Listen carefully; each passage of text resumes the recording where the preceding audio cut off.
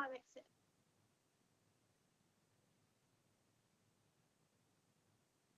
and count.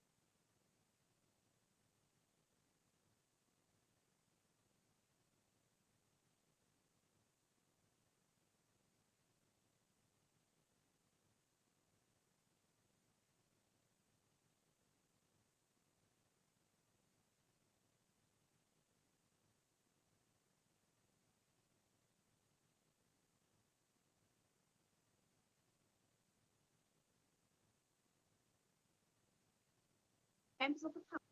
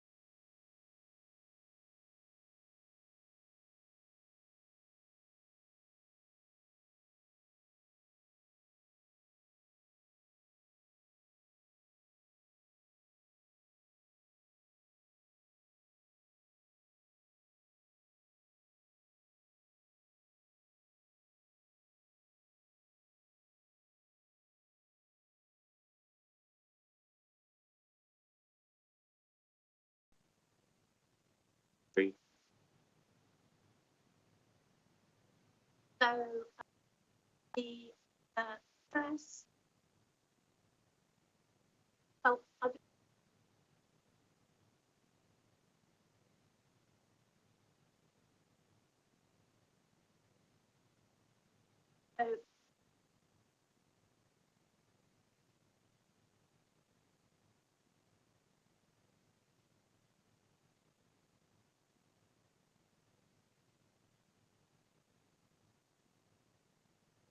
Council, and then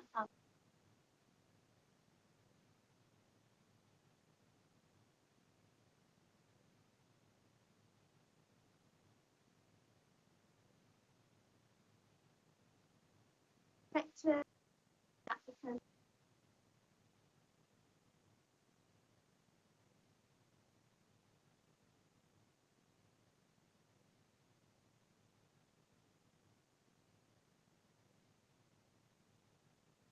So, um,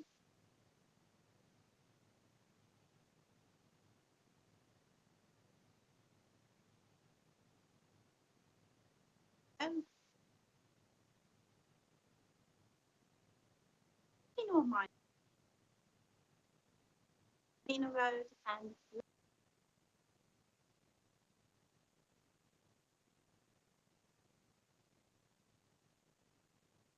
Thank you, Chair. Chair, members, the following 3 items are matters reserved for decision by the Planning Committee, smaller applications. Consider the confirmation of tree preservation orders, which are the subject of a sustained objection. A sustained objection is defined as an objection that is maintained despite an attempt by officers to resolve it, or which officers consider incapable of resolution by negotiation.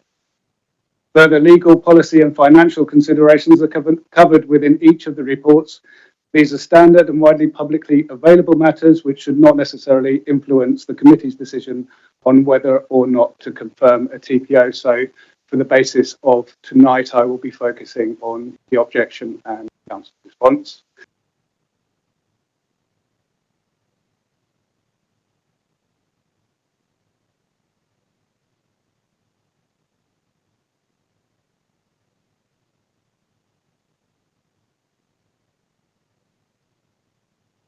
Item 6, TPO 747 at 79 and 83 Mina Road and Land Rear 83 Mina Road, London SE17 2QS, with a recommendation to confirm unamended.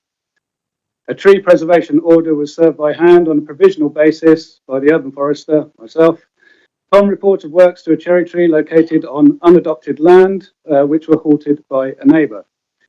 Following a site visit and in accordance with the Council's statutory duty to preserve amenity under Section 198 of the Town and Country Planning Act, 2 trees within the locality were considered worthy of protection. T1, Ailanthus altissima, tree of heaven, and tree 2, a Prunus avium or wild cherry, shown as T1 and T2.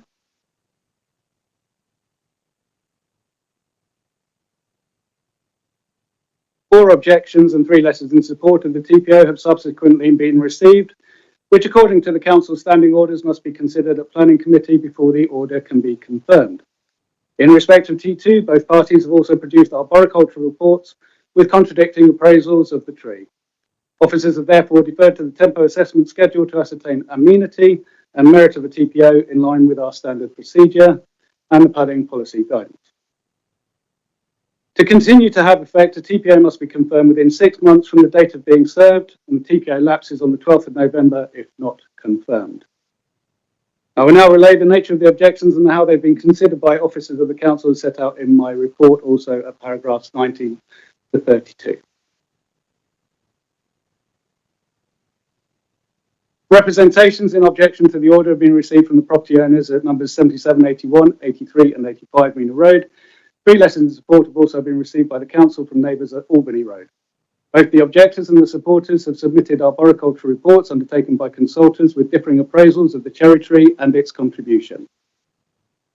The Council's urban forester, myself, has visited site and undertaken appraisal in accordance with the regulations. The basis of the objections are that the Ailanthus tree is a non-native invasive species listed under Schedule 9 of the Wildlife and Countryside Act 1981. It is a widely spreading and rapidly spreading species, whereas it is claimed that the cherry is located on unstable ground, is in poor condition, and has caused a retaining wall to fail. Further claims of damage to neighbouring built structure are alluded to but have not been evidenced. Both trees have been questioned on their inclusion regarding a lack of public visibility. This is a view from Albany Road. This is a view from Mina Road. In response to the inclusion of Ailanthus within the public register of trees subject to a TPO, the species of Ailanthus was added to Schedule 9 of the Wildlife and Countryside Act as a non-native invasive species in 2019. The schedule intends to protect Britain's rural landscape, and whilst it is important to control the spread in urban areas, Section 14 of that Act, to which the schedule applies, specifies that it is an offence to release non-native animals or introduce invasive plants into the wild in Great Britain, and so there's very little application within Inner London, save within the borough, it's our proximity to ancient woodland, the Great North Wood. Ailanthus as a species was widely planted by Dr. Salter and the Bermondsey Beautification Committee of 1926, of which many specimens still remain, and it is widely planted within the borough, both as a street tree and here, in this case, in private gardens. It is important to note that if a listed plant is already growing on the land, DEFRA does not consider it to be intentionally kept or cultivated, and the tree owner is not committing any offence. As previously stated, this includes plants in private gardens, parks and estates open to the public. However, you cannot intentionally plant species on the land or intentionally cause existing listed plants to spread. However, the benefit of the TPO would allow the council to condition works in a certain way so as to inhibit the potential for the tree to spread, such as sequential works to manage root suckers through systemic herbicide over a period of years following any consent for removal. The tree is visible from public realm at both Mina and Albany roads. As such, there is no impediment to inclusion as a protected tree. If anything, the removal of this tree without consent would provide the wild cherry with even greater visibility. This shows the tree which had been recently pruned or taken at the time the order was made. Very well. There's suitable pruning for the species. Here we also have images of the cherry tree. Regarding the wild cherry, the tree was inspected by officers prior to issuing the order, despite recent asymmetrical pruning which had been undertaken when the tree was not protected, and probably in accordance, as I could see it, with the common law right to cut to the property boundary, which itself would be a consideration and require consent going forward with the TPO. The tree was a relatively good form and structure, showing good physiology and no concerns of imminent structural failure. The tree itself is clearly visible from Mina Road, Albany Road, and nearby school grounds and playground of Arkwood Academy. One objector has provided photographs showing a small retaining wall, that's what we see before us, with associated cracks and a slight lean. There appears no deviation in tree stem, and so the associated movement into the retaining wall would appear to be in relation to a lack of lateral restraint, which could be addressed by the installation of pillars or helical bars within the brickwork. Alternatively, the landowner could construct a suitable fence within their property. The photo would appear to show that the neighbouring landowner does not have a fence boundary to the tree. Soil is comprised of main ground, but there's no indication that this will lead to tree instability. No further evidence relating to reports of damage to built structure or identifying the tree as an actionable nuisance have been presented to the council. In general, these are provided by a suitably qualified loss adjuster or structural engineer. Tree ownership of the cherry tree due to vagaries in the land titles have not been substantiated and appears to occupy a strip of unregistered land. We would consider it probably the old coal pathway between houses on Albany.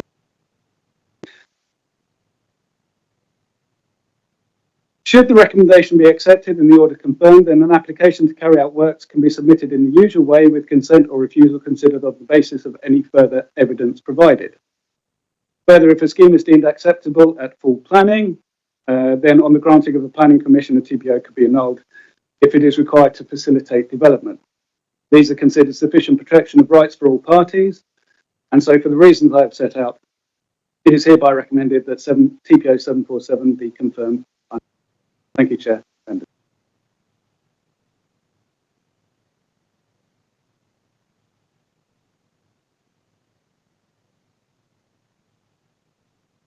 Yeah, just to clarify, TPO, the TPO wouldn't prevent the removal of the tree if it was clear it was making structural damage. What it would mean is that they would need to seek permission from the council to do so, and we would need to agree the proportion approach to any damage being caused. Is that correct? That is correct. We would also be able to condition replacement plants to ensure continuity of canopy cover in climate change priority 3. Do we have any objectors? I've got a lady by the name of Salin. Is that you? Like to come forward? Oh, do you wish to present? Fine. Yes. Well, you've got up to 3 minutes to do so. But yes, please.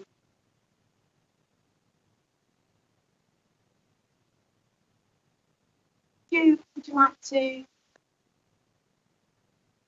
And just formally introduce yourself, and then we'll start the time. My colleague. My name is Helen Salin of I'm one of the objectors. I just wanted to ask what the connection was between T1 and T2, because the two trees are not even in the same. They're not even in the same garden. One, the T1 was the one that was pruned, which is in my neighbour's garden, and it has been pruned. It hasn't been damaged in any way. It was just been pruned. The leaves have grown back, and that was my objection as to why there was a TPO against that particular tree. The cherry tree I can't comment on. I can only comment on T1.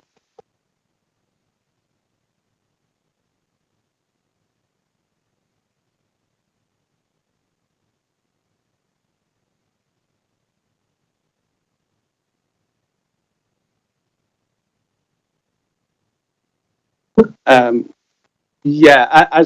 I mentioned earlier in my presentation, the council has a statutory duty under section 198 of the Town and Country Planning Act to preserve amenity within the borough, and this is the TPO is not exclusively for privately owned trees; it also is placed on public assets.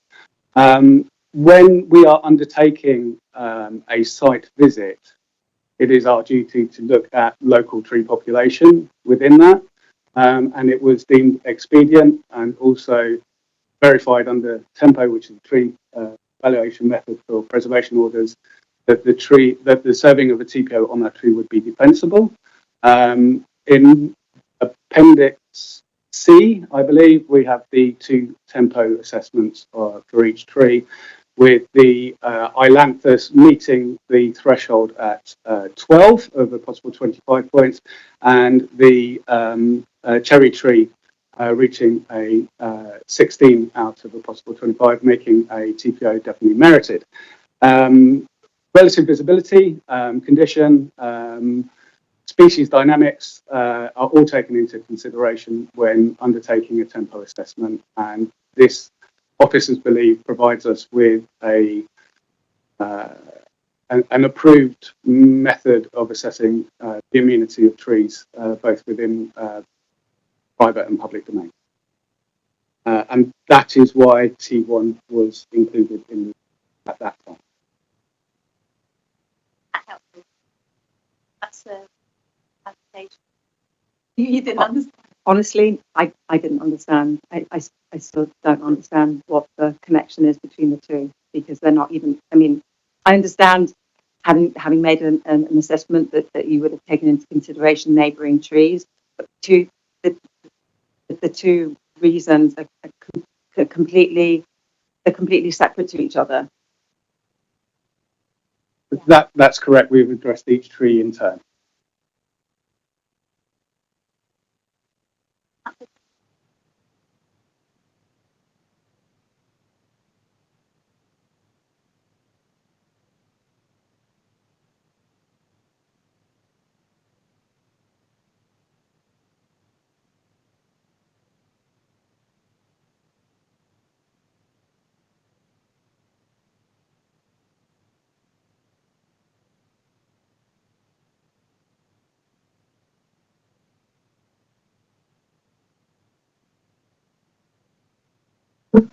Here we're looking at the route plate and permitted development within the route plate here in outbuildings primarily.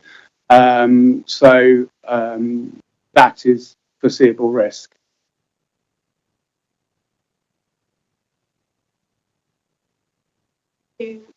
Aileen, then, yeah, okay. Thank you very much.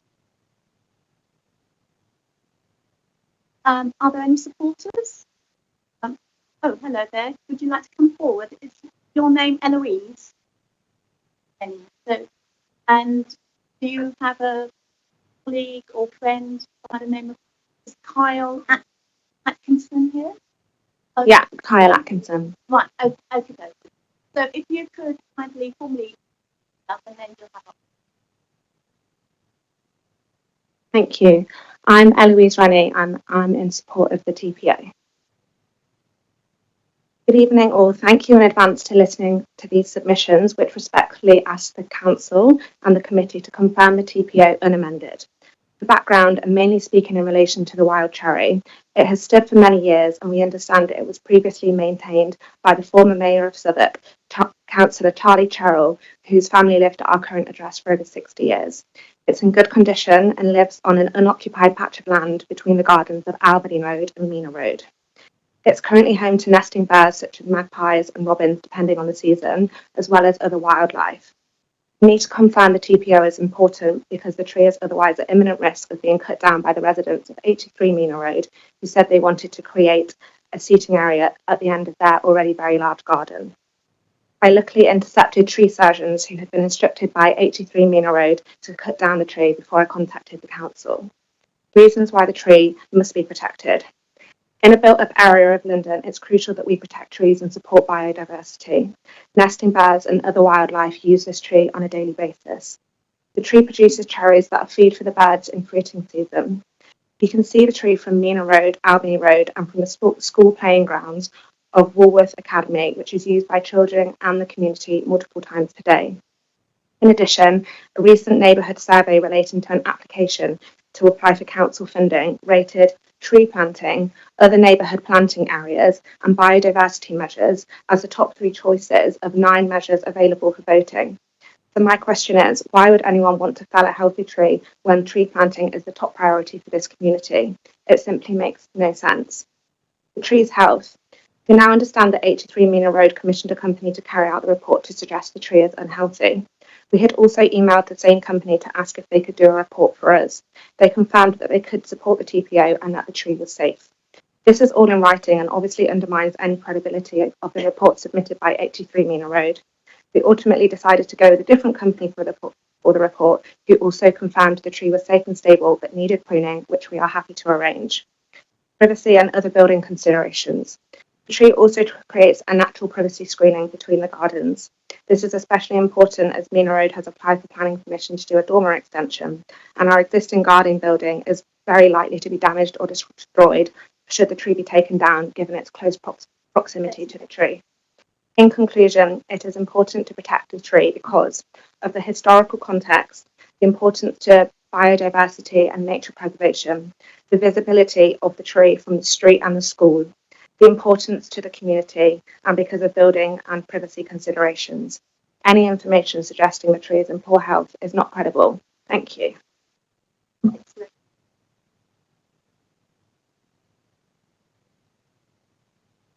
Thank you very much for coming forward and thank you for your presentation. You obviously just spoken about tree T2, and that's obviously the thing you about particularly, but presumably you can see T1 from your home. So just if you have any views on that tree.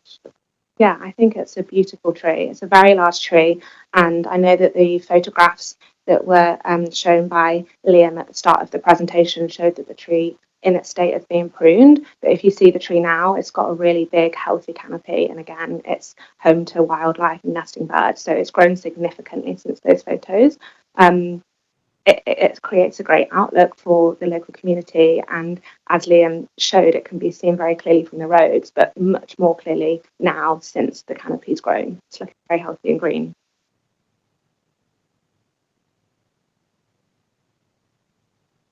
Thank you.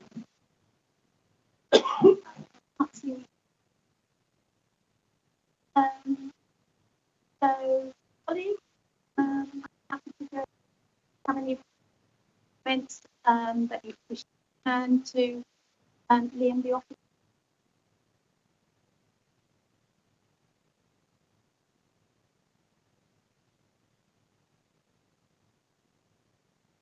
Only just very briefly, Chair. I mean, I think we've heard very clearly. I think the case for 3T2, and I think the scoring of it makes that case pretty clear. I think, as we established earlier, it doesn't preclude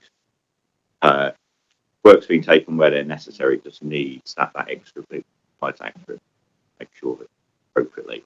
I was perhaps slightly more ambivalent about tree T1, so I asked the water, but what she said, I'm he should be putting the again, doesn't preclude tree being pruned or other appropriate action taking place in the future. Just needs to come in there.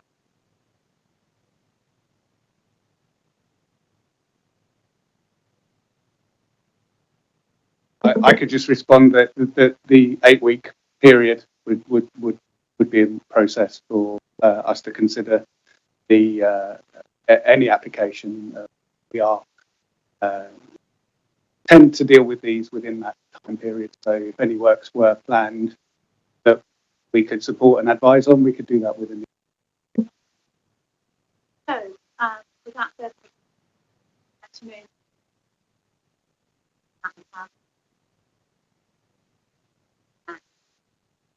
additional TPO reference 747. Does any member of the committee I'll have Emily. All righty. All those in favour.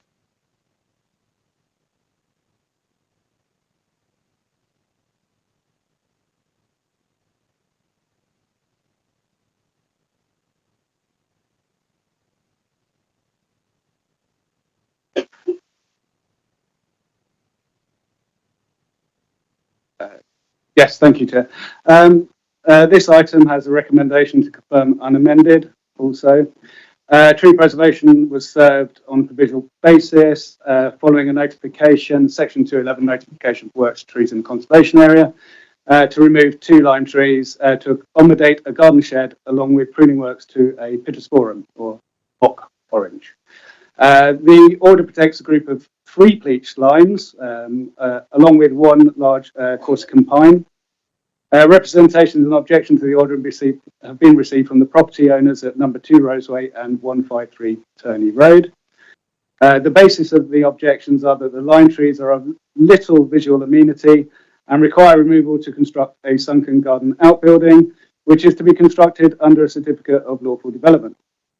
The site is located within the Dulwich Village Conservation Area. This TPO lapses on the 20th of November, if not confirmed. It is worthy to note the recent planning history at the site, which is as follows: 24/AP/2535, a certificate of lawful development proposed for the erection of a rear garden single-storey outbuilding. Garden shed for the incidental use and enjoyment of the occupiers of the dwelling house was granted but did not highlight any trees to be removed. Upon review, it would appear that the construction would also present an engineering operation under Section 55 of the Act and so require planning permission. A 2023 application was granted subject to conditions for tree protection for the construction of a rear extension on the ground floor, glazed openings at ground and first floor to the north elevation, and new door and window in the entrance door, with the bleached limes noted as showing exemplary arboriculture practice and are categorised as B by the consultant as being of moderate amenity value and an expected retention span of 40 years within the landscape. T1, the Corsican pine, was recorded as a Category A specimen. In regards to 23AP0044, a planning condition for tree protection was implied. This is the view from Roseway, which is adopted highway, and located in the Dulwich Village Conservation Area, with the conservation area appraisal notes the verdant nature of the conservation area and its rural setting. Since making the order in July of 2025 of this year, officers noted breaches of tree protection at site with materials and storage located within the root protection area, the RPA of T1, and a lack of tree protection fencing employed at the site. This has since been rectified after being notified by the site manager being notified of the breach. Regarding the location and principle of development of the sunken outbuilding, it is the officer's opinion that due to the reduction in levels, the works require planning permission, and that in any event there would be ample scope within the garden to locate the outbuilding outside of the RPAs of these trees and also away from the Corsican pine. It is therefore the recommendation of the officer that in regards to Section 197A and B and Section 198 of the Act, the interests of proper planning and in the granting of the original planning permission 23 app, the provision was made for the preservation of these trees, which make a positive contribution to the local environment, and so we hereby recommend that TPO 748 is confirmed as unamended. Questions?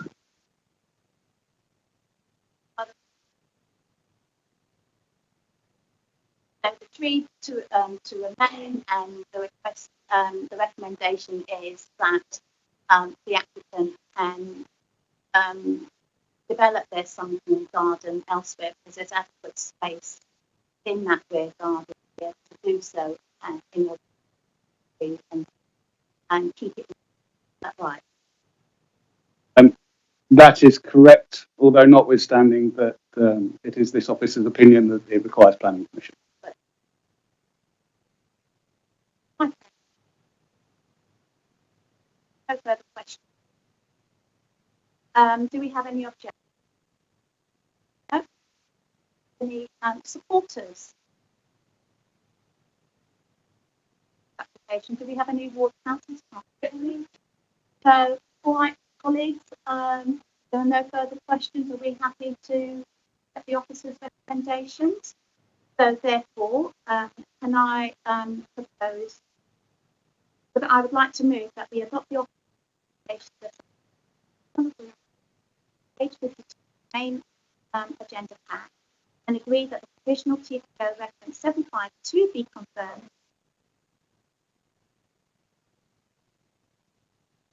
748. So if I move, oh yeah, I beg your pardon. Thank you, Michael. I would like to move that we adopt the officer's recommendation as set out in paragraph 1 of the main act and agree that the provisional TPO reference 748 thank you very much, be confirmed unamended. Does any member of the committee, David, Martin, and colleagues, we move on to the third tree order application. Tree preservation order TPO Old Salt 160 Rotherhithe Street, London S5QU, paper. Liam, if you Yes, I'd first like to present that we've the addendum report. Since the agenda was publicised, we've received further comment, and I'd just like to put that to members. That members note and consider the additional information in respect of each item in reaching their decision. Additional consultation responses have been received in respect of the item before you. They were received by the council from Knights on behalf of Green King, the lessee to the site, concerning in objection the inclusion of T1 line, which protects tree pits at the site for a tree that has not yet been planted. This report presents a précis of the matters salient to the serving of TPO. Knights on behalf of Green King have stated that a TPO can only be granted lawfully over an individual tree where there is an existing living tree. It cannot be granted over a tree which may or may not be planted in the future, and item T1 should therefore be removed from the TPO. Further, that if we were able to ensure that item T1, new planting of a lime, is withdrawn from the proposed TPO prior to the committee hearing, their client would not require them, Knights, to address the committee during the hearing. In respect to the serving of an order on a yet-to-be planted tree, this is not without precedence or statutory guidance. Section 197 of the Town and Country Planning Act, for example, specifically covers this scenario. However, this generally refers to development and to mitigation planting. I have set out 197 within the addendum report for yourselves. As such, a TPO could be served in relation to trees that are to be planted under a planning condition even before they are actually planted. In this case, however, the site is not subject to any extant permission or condition of planning. However, as covered in my office report, the site is Southwark freehold land and the tree pit in question is shown as within the adopted highway and recorded on the council's asset system as proposed tree planting. The site name is Rotherhithe Street, it has a site code, it has a tree number, it has an easting, a northing, and the information is that it would be a Tilia mongolica, which is a Mongolian lime. sorry, Liam, have you got any? I'm getting to that. You're getting to I'm getting to that when I deal with the report right, in okay. proper. At the moment, I'm just going through the addendum, Chair. Yeah, not at all, Chair. This is publicly available on internal and external mapping. The Southwark Interactive Mapping Service shows highway assets from Confirm, which is the council's asset management software. So the mapping system has this as proposed for planting. A local planning authority may make an order if it appears to them to be expedient in the interest of the community to make provision for the preservation of trees or woodland in their area. Amenity value itself is not defined in the Act, but the tree preservation order guidance advised that orders should be used to protect selected trees and woodlands if their removal would have a significant negative impact on the local environment and its enjoyment by the public. And there should be a reasonable degree of public benefit in the present or future. It could therefore be argued that in preserving the planting pit and planting a new tree, that there would be a reasonable degree of public benefit in the future. In any event, officers confident that the land in question is Southwark freehold land, which partly sits in adopted highway, and so may plant trees as it sees fit in accordance with the council's tree strategy and relative design standards, the SSDM or Southwark Streetscape Design Manual. It would be the consideration of the committee, therefore, whether to confirm the order with the following amendments to update the map and schedule with a variation from group to individual order, which includes T1, as was submitted within the agenda, or to confirm the order removing T1, but with a view to varying the order once T1 has been planted by the trees team, at which point the matter will return to this committee if a further objection is upheld. Given that the trees are listed on the council's asset management programme, with works previously undertaken at site by the council to these trees before the leaseholder undertook tree removal at the site, it would appear that the confirmation of the TPO would not adversely affect any party, nor would it be onerous or engender any increased financial burden over and above what any that already exists. And this officers consider a suitable protection of rights as it pertains to the confirmation of the order. Having taken into account the additional consultation responses and other additional information following consideration of the issues raised, the recommendation remains that the order is confirmed with amendment to the map and to the schedule, including T1, with the site owner or occupier advised to submit an application for works to trees in the usual manner. Whilst there's no right of appeal against confirmation, the affected parties can apply with further evidence to carry out works to the trees should that be considered necessary. And this is considered to be sufficient protection of the rights of all parties concerned and their ability to enjoy and protect their property. And now, if I may, go into the body of the report. Here you see Southwark freehold title land in yellow, and all of the trees subject to this order as council maintained trees. The tree preservation order itself was served by hand on a provisional basis following receipt of complaint from two near neighbours, the local pastor, the ward councillor, or a ward councillor, Councillor Hood, and a request from the tree services manager of London Borough of Southwark due to the removal of trees at Old Salt Quay surrounding the public house. The land in question is Southwark freehold demised on a long lease of 200 years to the occupier Green King, a subsidiary of CK Asset Holdings. An objection to the TPO was subsequently received and so is being heard before this committee. Representations received during the consultation period are outlined within that report, paragraphs 21 to 31.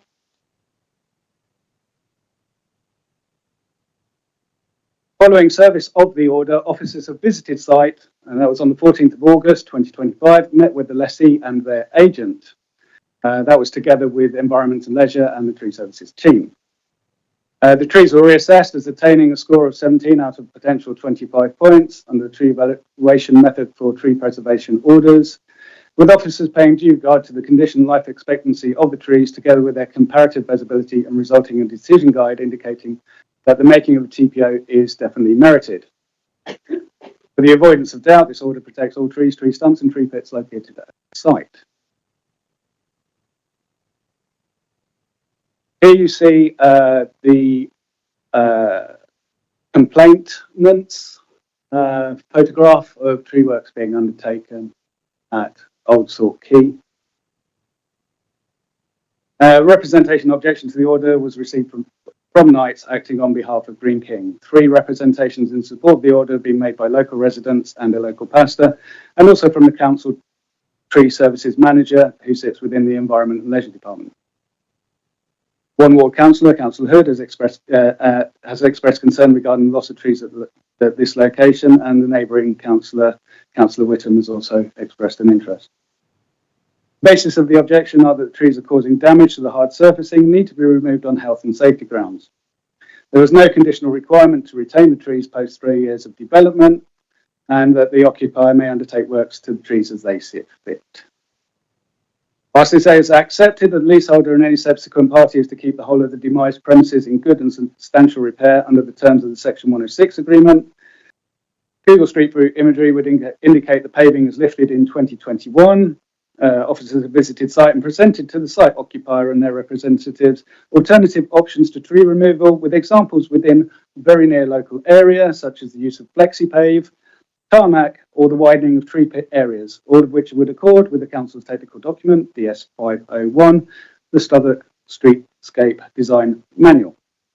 It remains the contention of the Council that tree removal was not necessary to enable the repair and restoration of the hard landscaping within that area. These were the 3 trees which were removed. The land in question is a Southwark freehold, as previously stated, and demised on the long lease. General landscaping was agreed as part of the outline planning permission for the site issued by the LDDC in October of 1993. I'm reticent to use, and I go and say it's the London Docklands Development Corporation. A Section 106 agreement dated 1997 appears to be the most relevant in terms of legal status of the site. It states that the parking spaces should be kept in good maintenance and repaired to the reasonable satisfaction of the council. This would indicate that council approvals are required for this site.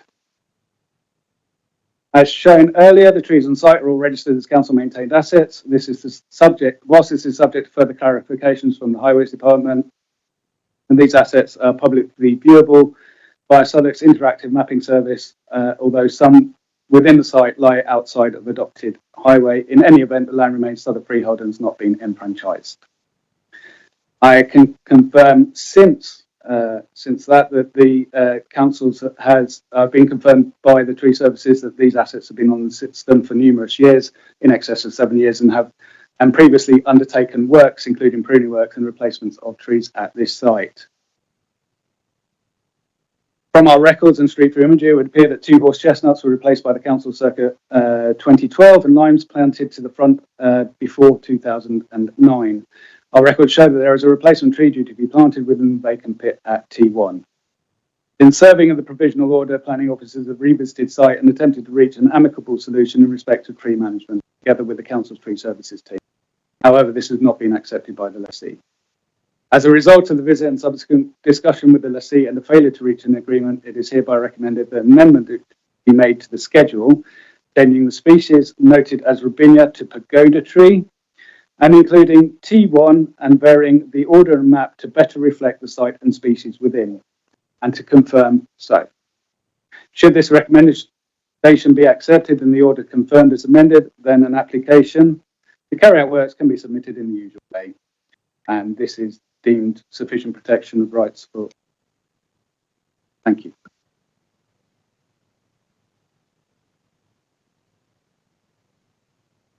Thank you. Yeah, I've got 2 quick questions. First of all, you mentioned 3 trees that have been removed. If we look at slide, I was going to say 15. I think I mean page 15. No, 15. I wanted to know which were the 3 trees in terms of those numbers that are shown on slide 15 that have been removed. So, that would be T6, T7, T8. Thank you very much. Thank you. And my second question is, before the meeting started, Chair, we were having a philosophical debate about when there's a tree, not a tree. If we were to approve the TPO this evening, or confirm the TPO this evening, what would be the action that landowner would need to take? Would they need to then replace the trees that were and at the bearing of that decision? As I understand it, that is a matter outside of planning, together with our tree services team. In terms of what I understand is happening is that we have secured a tree for tree pit T1, which is a replacement for a previous line that was since removed. In terms of T6, T7, T8, should the applicant come to grind out the stumps, then replacement trees would be conditioned within those stumps, so the stumps are still alive. If the occupier poisoned the stumps, then that would in itself potentially be a breach of planning. We had discussed with the sea to replace those trees. Would be an amicable solution here. The trees will be replaced at some point once the matters outside of planning have concluded.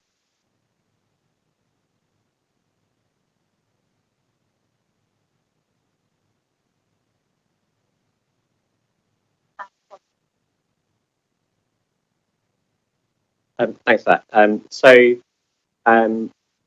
Just following on from what Richard had asked, so the impact of the tree preservation order on trees that have already been cut down, if no further action is taken, then the order itself has no direct impact. That's kind of what I understood from what you said, that there would be a problem, it would be a breach of the order if they were to poison the stumps or remove the stumps without doing something, but if they were to leave them as they are, then it's not relevant to this question or something like that. I can clarify that point. We would welcome an application to remove the trees and replace the trees under planning. I guess I'm just trying to understand what the impact is of the preservation order. It would not limit further applications to remove the trees and replace the trees. Suitable replacements. Yeah, but it's not an obligation then to do something. They've already been. I think the clue's in the name. It's a preservation order. Right, the clue's in the name, but sorry, it's worth querying, isn't it? Because they've already been cut down. Yeah, so that's why the question. Sorry, what I meant was, and what Liam said is correct, that it preserves what's there, and it means that any further work should have to be presented by the council, and that could include commissioning, replacement, planting. Thank you. My other question was the recommend. Could you speak a bit on the recommended amendment that's being proposed, and why I didn't fully grasp from what you said how that connects to the conversations that were had with the leaseholder? Well, the conversations that were had with the leaseholder were together with the Tree Services Department on how to resolve the issues around the site. They included technical advice on how to address trees and hard landscape. In hard landscape, in particular, this species is known favorably, to be honest with you. What is being recommended is as the agenda that includes T1 tree pit with the lime to be planted. This would be similar to planting under condition under section 1.7 of any TPOs that are issued under with new planting under condition are designated C star after the name of tree, or sorry, after the numbering of tree order. In this respect, there was a tree there. All tree pits are preserved because the rooting area of a tree is preserved by a TPO.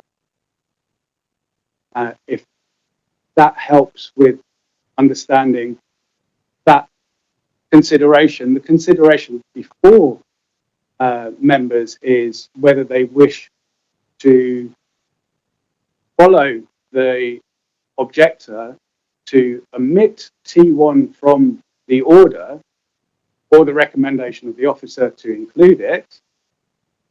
Should it be so that members recommend it, members confirm the order without T1, we would return to this committee for a variation of that order once the tree has been planted, but there would be no change to the schedule or to the map.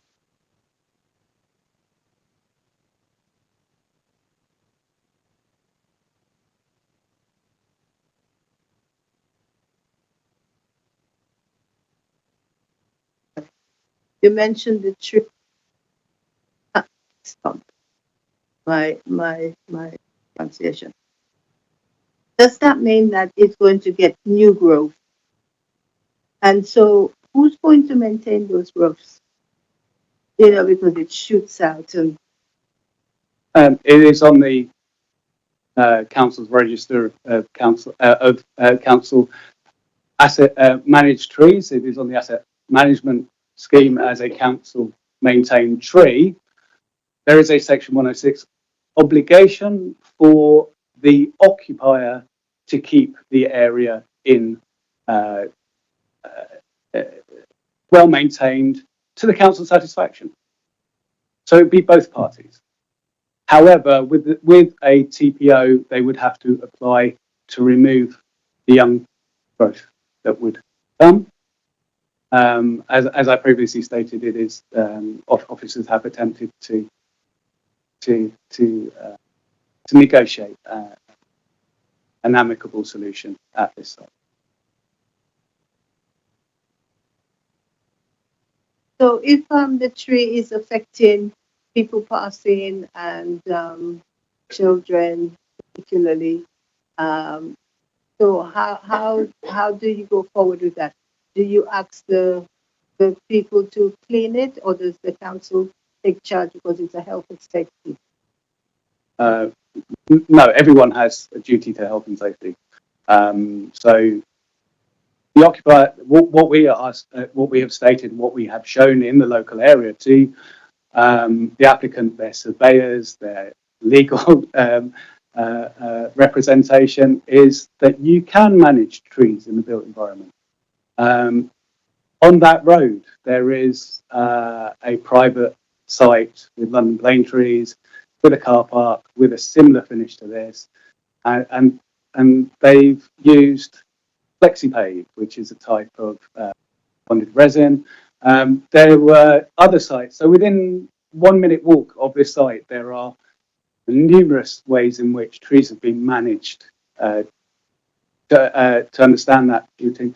There is also a possibility for application, depending on species, tolerances to some surface root removal. But that obviously is a specialist task and something outside of the British Standard 5837 and 3998, which refer to trees in development, and tree work recommendations, which generally refer to cutting off something which is about that big. Sometimes these are a bit larger, but there are species tolerances that can be taken. In this particular instance, we walked the site, we said which areas, what type of materials they should be considering using, how they should be managing this site with these trees and this issue.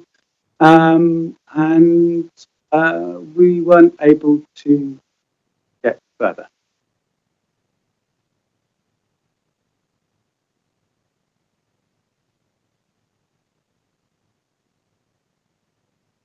Thanks, Chair, and thanks, Liam. Sorry, I'll be very quick. I just have two quick. One, so at the moment there is no legal protection over the trees that are there, and that save for issues under criminal damage, basically. yeah, sure. And because I'm keen to understand how the trees were removed if they were on council-owned land. Would the council have had to have those? That was it. T678 to have been removed. That is our understanding, is how we would read the Section 106 agreement and the obligations of the occupier to the freeholder. Yes. Okay, so the council would have consented to the trees being removed. Have now been removed. No.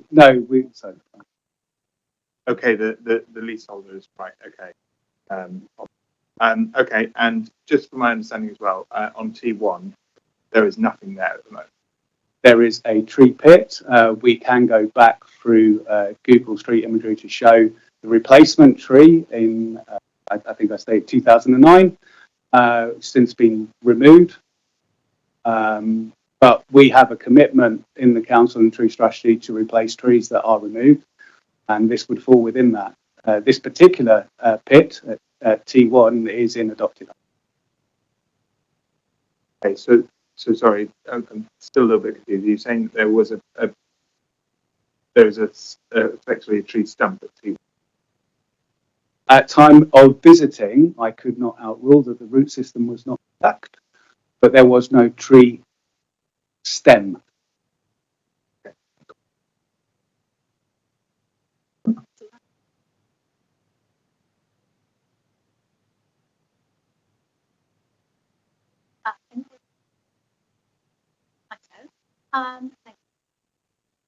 Are there any objections?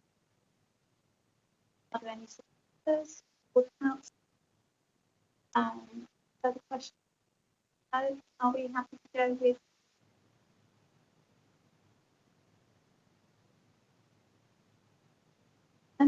I would like to move that we adopt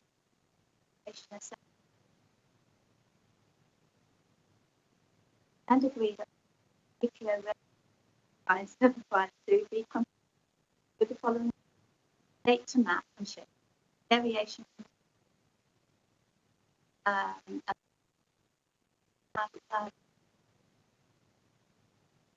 Anything to say about the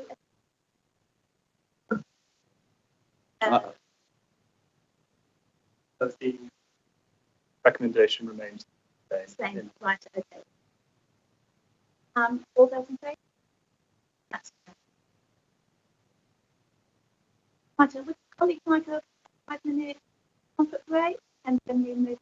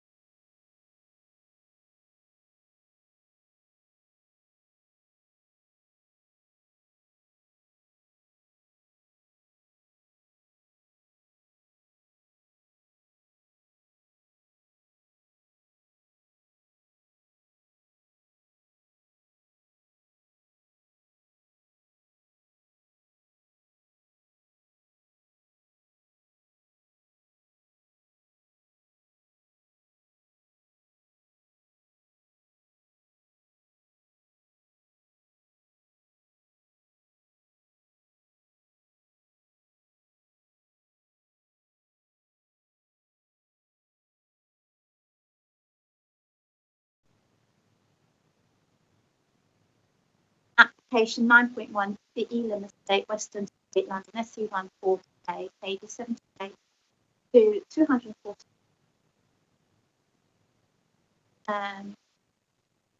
Maybe we like that. I'm just getting the.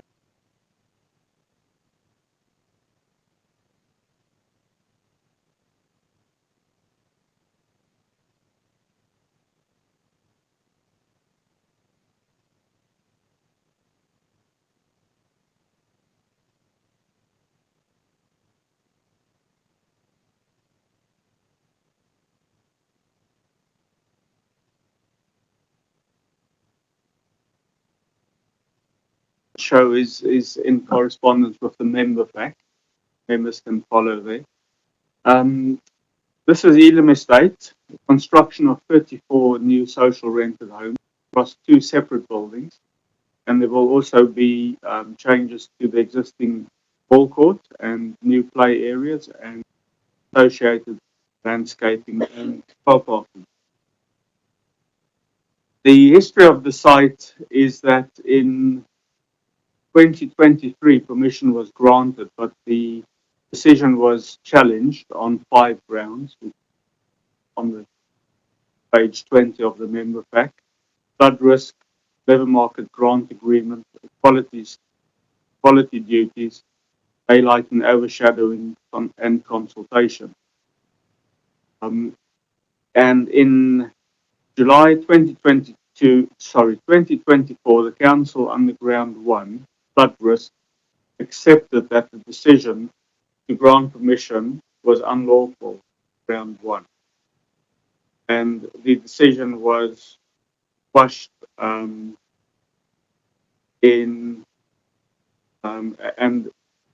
decision was quashed and returned to Council. Sorry, I've just lost my slides.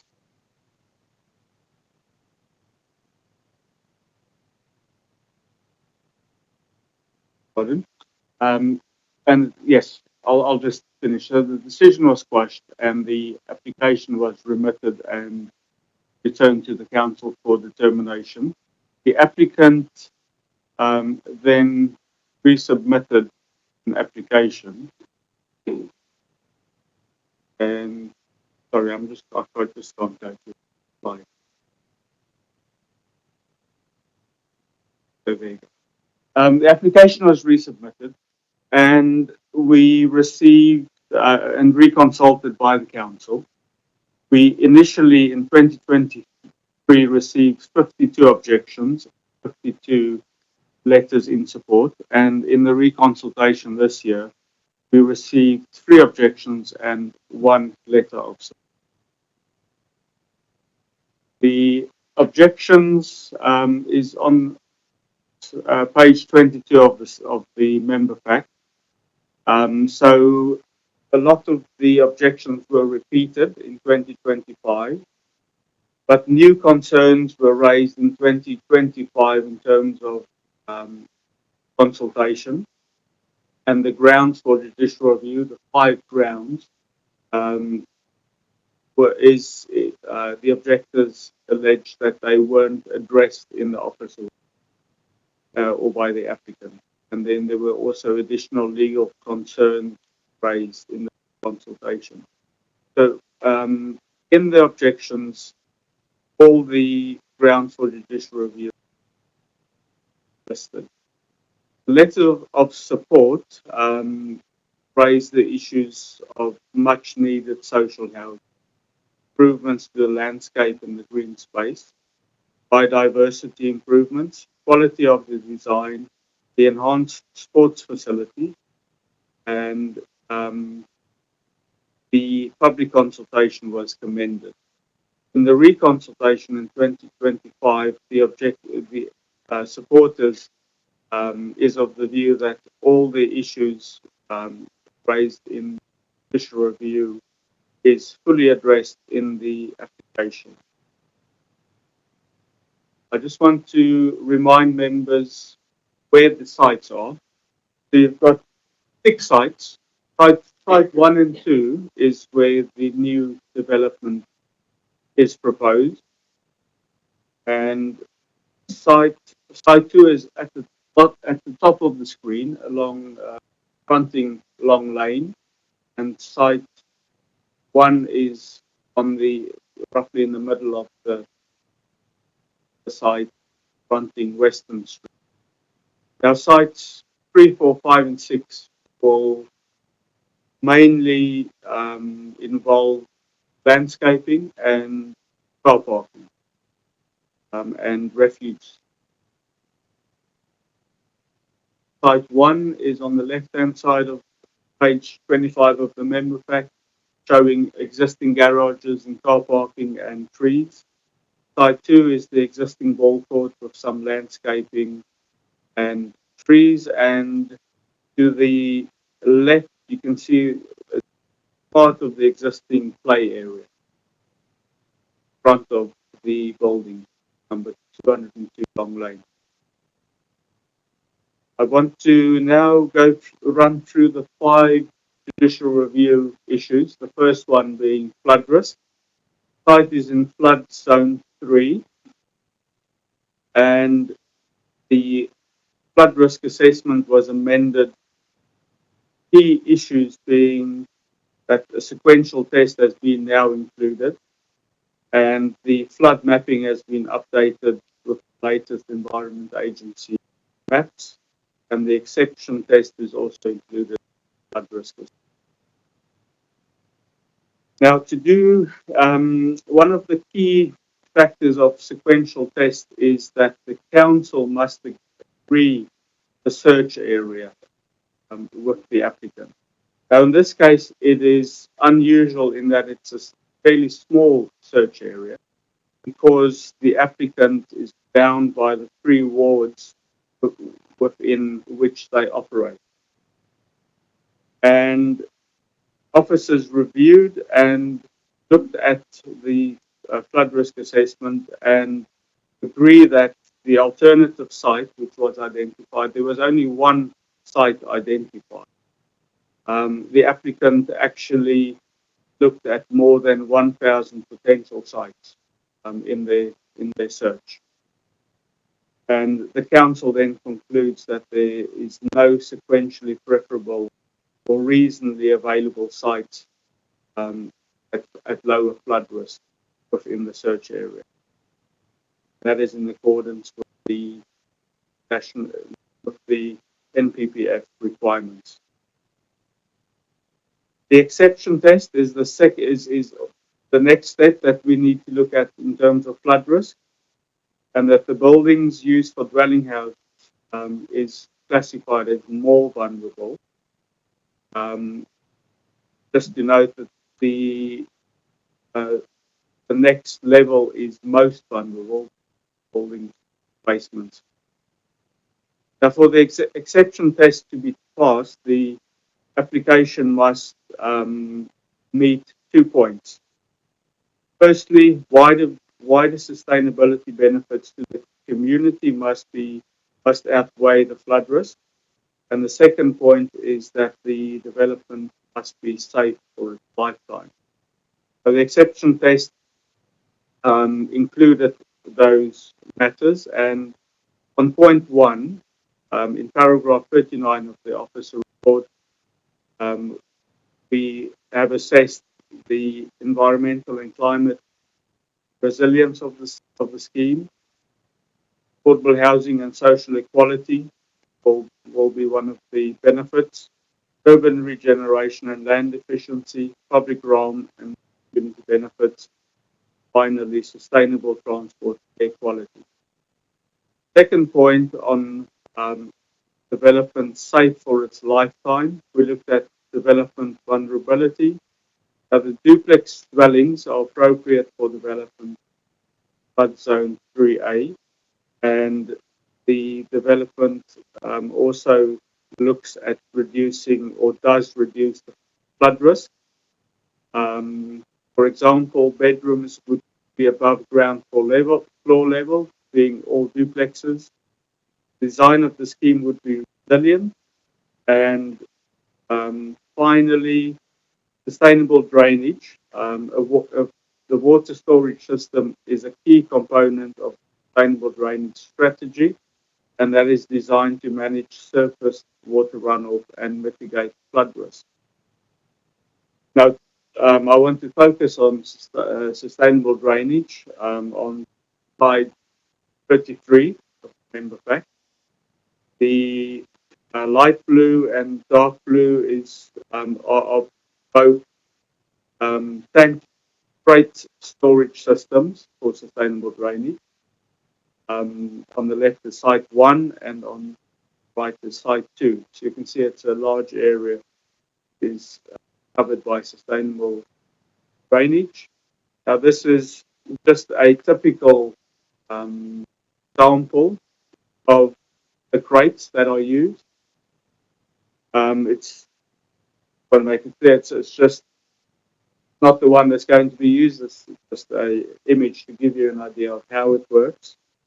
So that will all be in conjunction with permeable paving and green roof runoff as well. All measures to surface runoff. The second point of the judicial review relates to Labour Market Community Benefit Society grant agreement. I just want to be clear that usually when we talk about financial matters at planning committee, context of affordable housing, in terms of any in lieu payments, where we need a viability assessment in terms of policy P1. Now, this is not what this grant is about. So this is purely to do with the claimant that there's a grant agreement to deliver the scheme. The applicant submitted a financial viability clarification document, which considers that in this case, financial deliverability is not a material planning matter. Make that clear.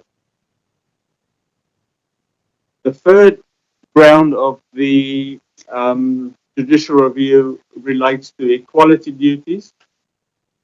The applicant submitted an updated equality impact assessment. The key updates relating to the assessment of the impacts and the ball court. And the secondly,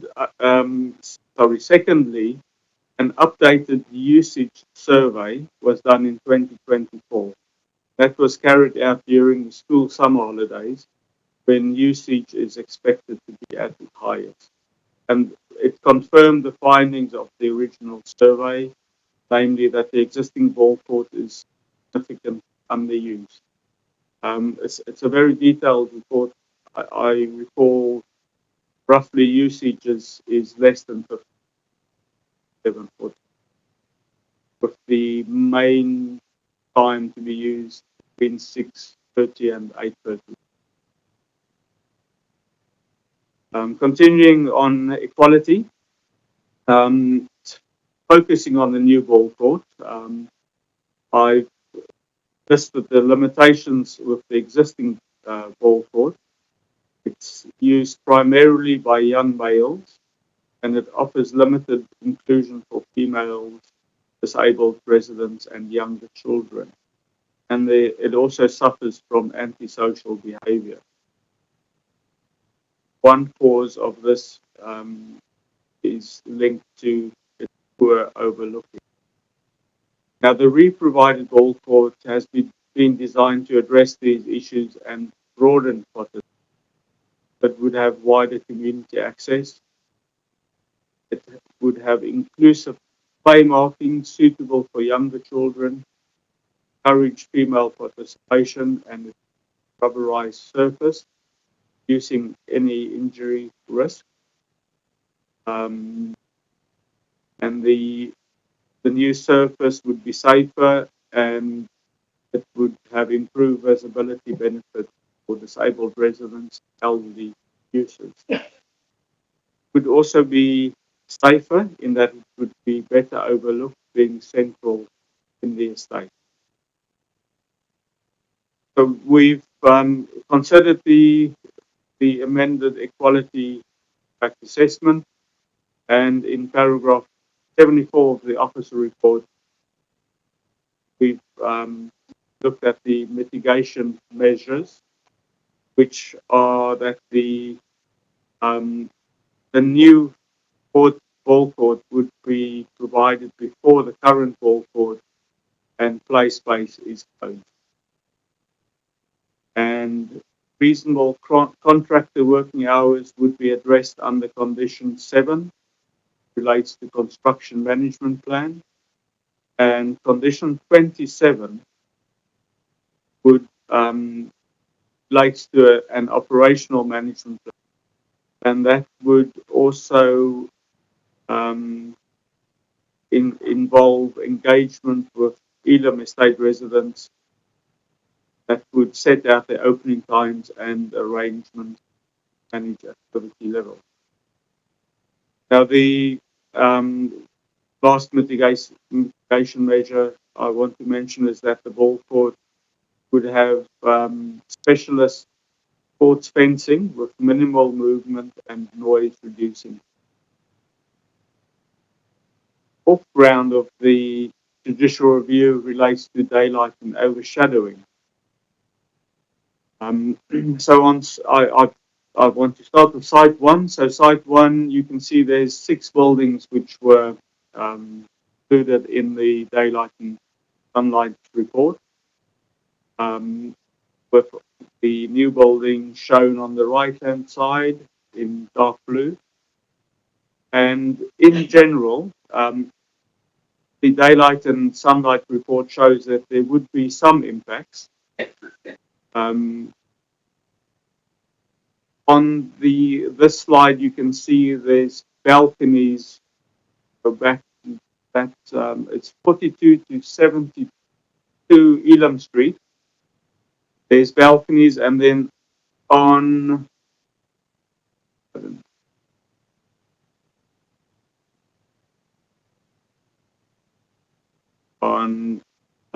block 4 is 1 to 13 Elam Estate. There's also no, sorry, that is 32 to 41 is block 3.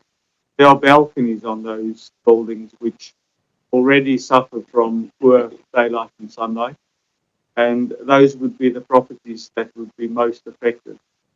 The allegation was made in the judicial review that there was no overshadowing study submitted as part of the daylight and sunlight report, but the reason that there wasn't, and at the resubmission in 2025, or the amended daylight and sunlight report, there was no overshadowing study because there are no properties close proximity that would be affected. Moving to site 2, you can see that there were 8 buildings included in this assessment.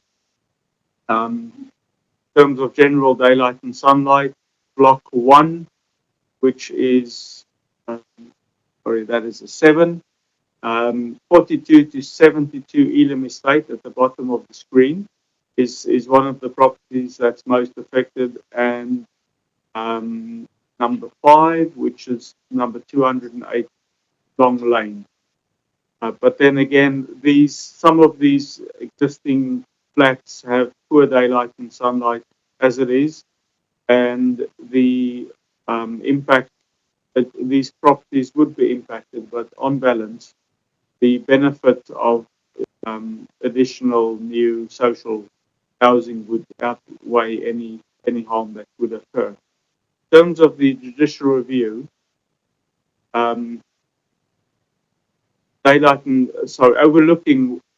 overshadowing was the main concern raised in that claim.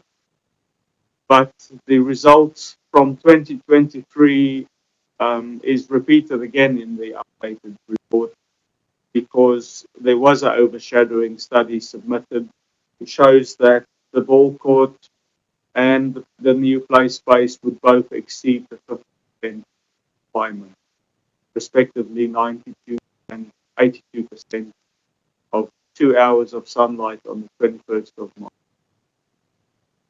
The last round of the judicial review relates to consultation, and it is claimed that the 4 gunning principles were breached. 4 principles are: consultation must be at the formative stage.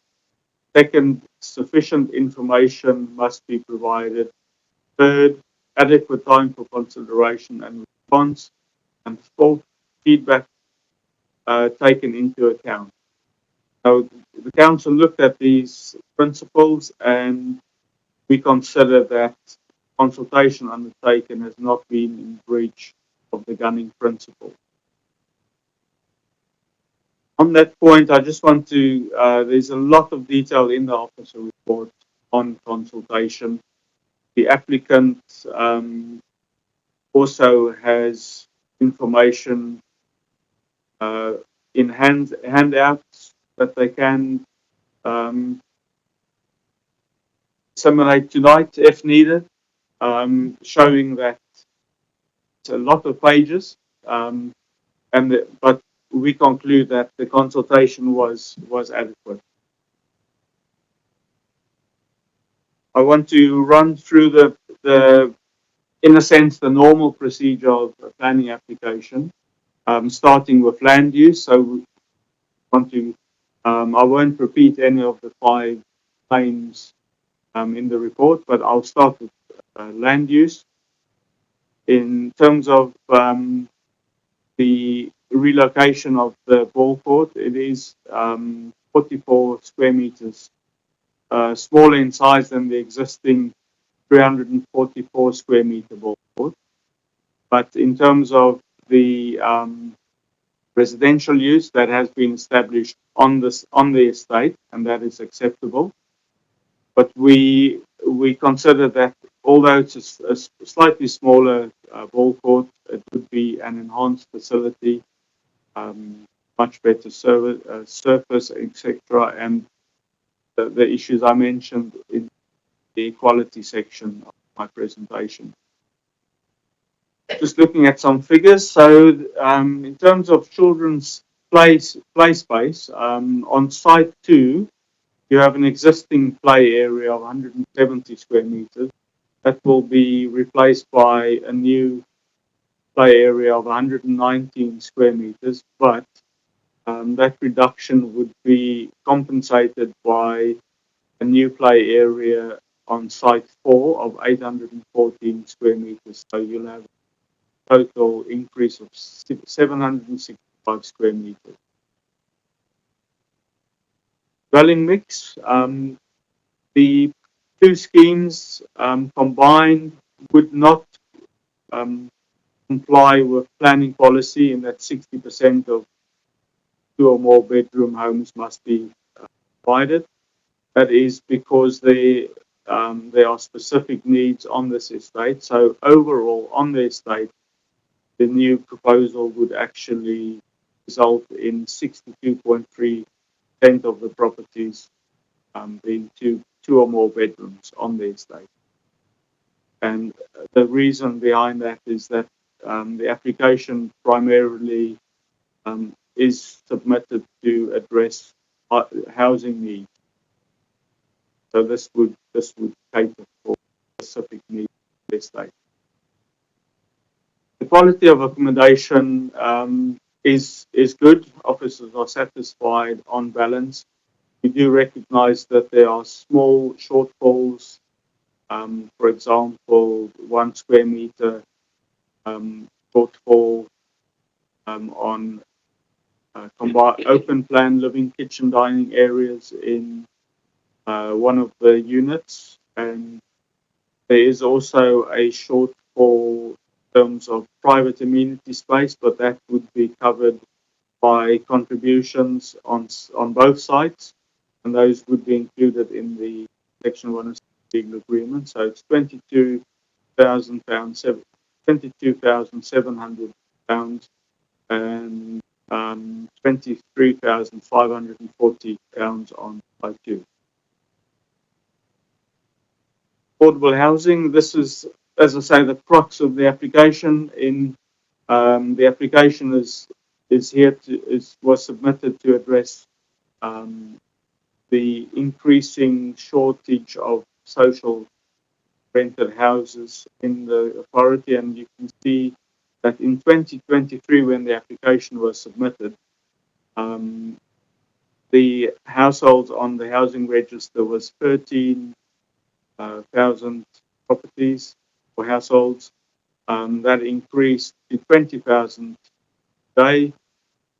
And then the households in temporary accommodation also increased by 700 in the last 2 years. So this will address some of those. In terms of design, one thing that is different from the 2023 application is that number 208 Long Lane is now locally listed. It was listed in December 2023. We received further consultation comments from our design team, and it is the crux of policy P26 local listed buildings is that it is embedded within that policy the presumption against demolition. So that doesn't come into play in assessing this application, and officers are satisfied that the local listed building would not be affected by this. Site 1, the height, scale and massing of this 5-part 6-story building is acceptable in this context. Top floor, you can see there is set back adequately from 3 sides, and it is a fairly small top floor, which it has evolved over time.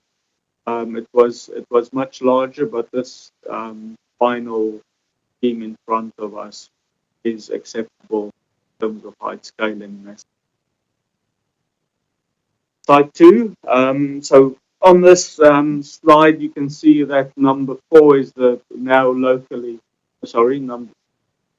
which is more 4.5 stories, is the local listed building. And you can see the facade, well designed, good quality building, appropriate scale and massing in terms of its context, and filling the gap on the plane. Landscaping and trees is quite a significant part of the scheme, being over 6 sites. So we would lose 11 trees over the development, 5 of them being on site 1.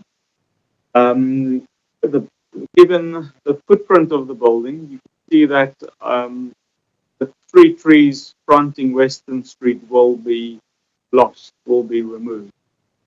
It is just purely because if the building was to be moved back, the distance between the re-elevation and properties on the estate would be too close. So unfortunately, we have to lose those trees.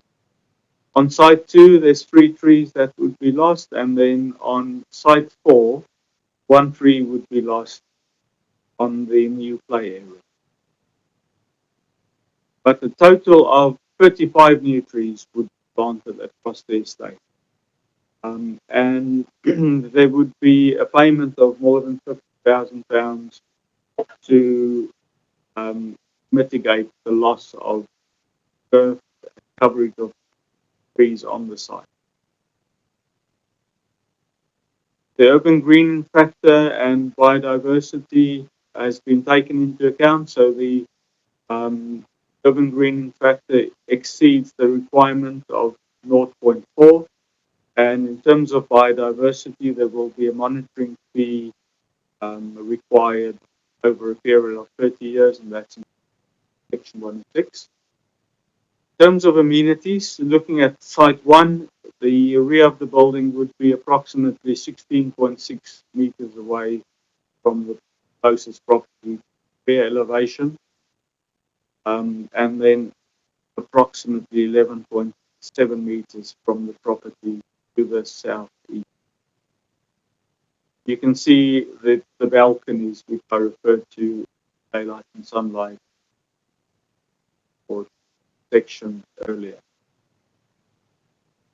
Site 2, the distance between the rear of the proposed building and the Elam Estate property, which you can see on the right bottom corner, is approximately 15.8 meters, and officers consider that that is adequate separation. You can see the photo above that is just an idea of the outlook that the new building would have, but the balconies on the new building would have glazing to the side elevation.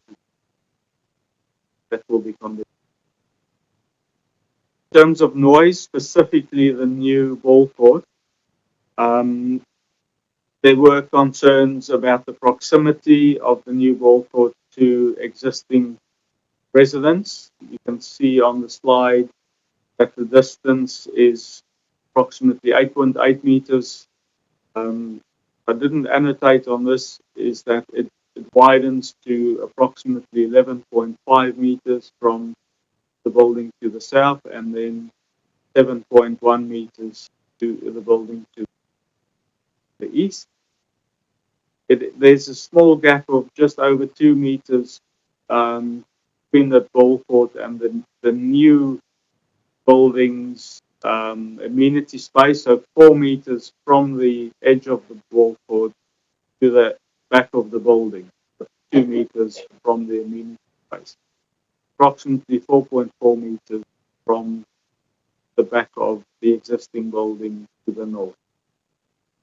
But to mitigate any concerns in terms of noise, specialist sports fencing is proposed, and as I mentioned before, the operational management plans, and that would be in consultation and agreement with Elam residents regarding opening time. In terms of transport, just pointing out that servicing, deliveries and refuge storage, all as was in the 2023 scheme, which is adequate, serviced via a new extended, which is called Partner Street on Site 1 and off Long Lane on Site 2. Just looking at the new road on Site 1, a transport team confirmed this year at the pre-consultation that a road safety audit must be done, and that must form part of the Section 278 Highways Agreement. That would be secured by condition.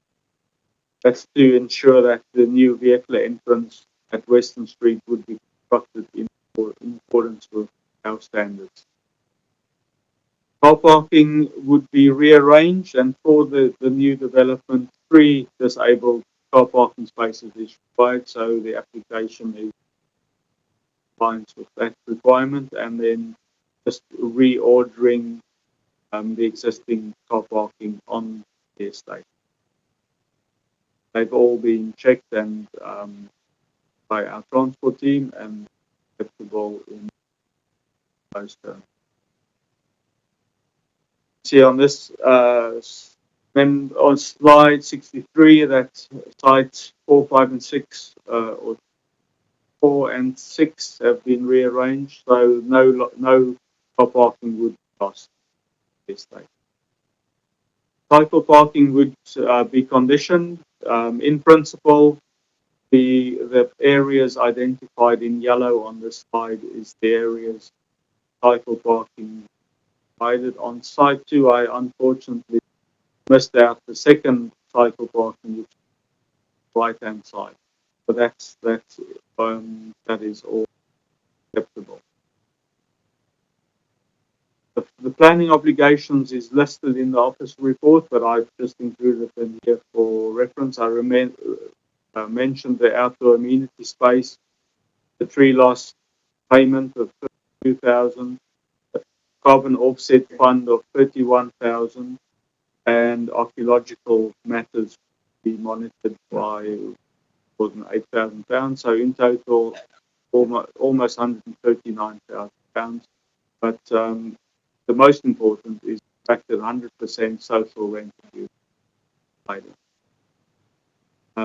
I just have this slide to give you. It's not a complete list, but there's the benefits, mitigation, and harm is. I just want to point that out. So the replacement Muga would be, ball court would be slightly smaller, but would be outweighed by the benefit of 34 total homes. I mentioned the contributions on the shortfall of community space. The quality of the court would be improved. Would have marked goals at both ends for basketball and football, and the surface would be much better as well. And urban green factor, landscaping, new trees. So in conclusion, the application will address the shortfall or the need for housing across the borough, and council as the local planning authority has had due regard to all residents with protected characteristics, including households who have moved onto the estate since the application was last considered in September 23. It is therefore recommended that planning permission be granted subject to conditions and the completion of a section 106 agreement. Thank you, Chair.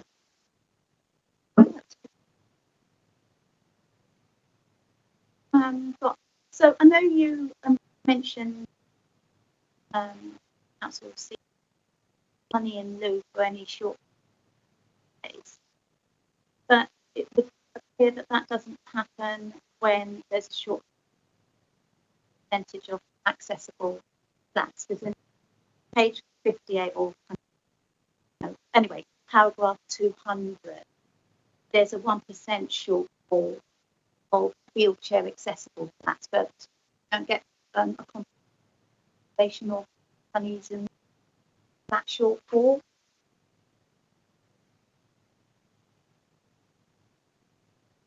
That it's affordable space. No. The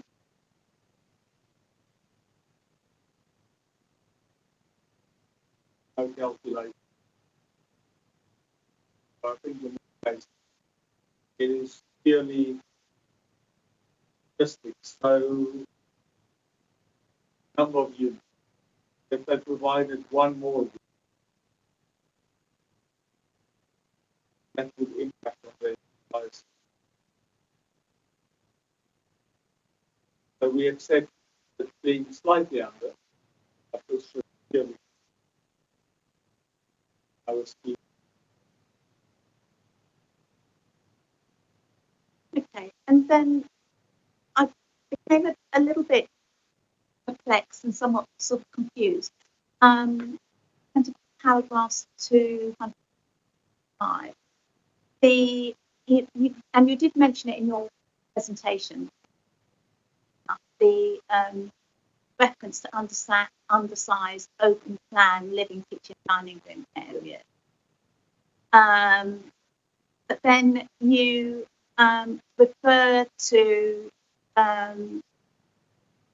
generous storage space and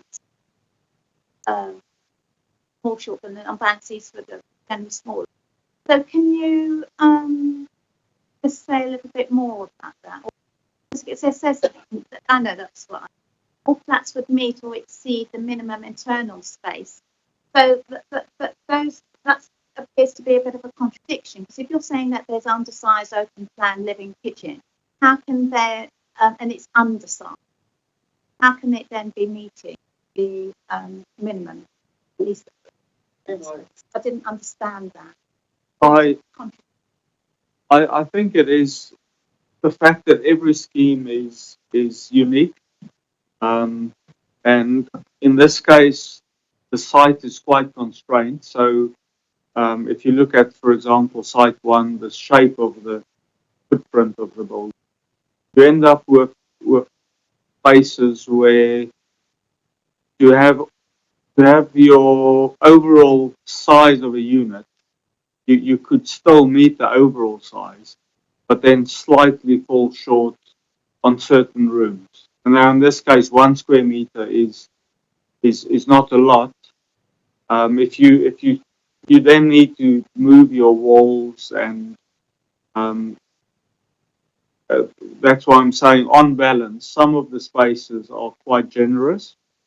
So circulation spaces, for example, one of those factors which come into play.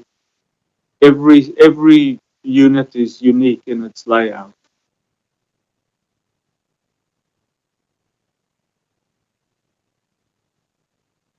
You know, in a couple of sentences, but that it's undersized, open. Can you explain that? So, okay, so they would design the flat and you're trying to meet a number of different targets, if you like, meeting the size of a bedroom or a kitchen.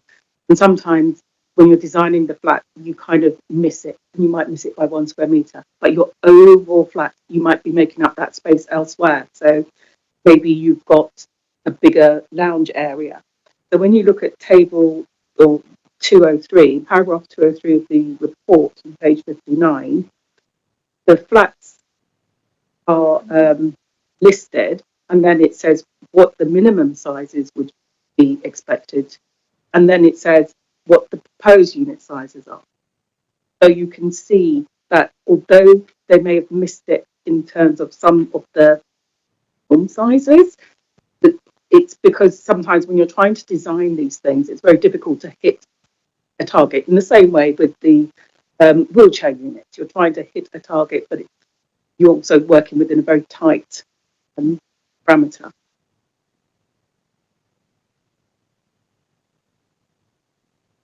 I saw Sam first, and follow questions to the officer, and then Richard. Thanks, Chair. It's just a quick question. There's I've lost the paragraph now. In the breakdown of housing tenures, I'm looking at paragraph 197. In the text above the table, it says that there's a mix of 16 one beds, 9 2, 9 3, and 1 4. Should that be 8 3?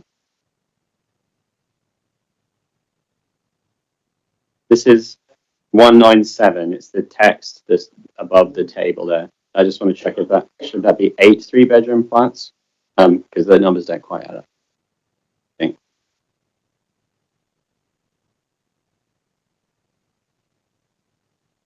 Okay.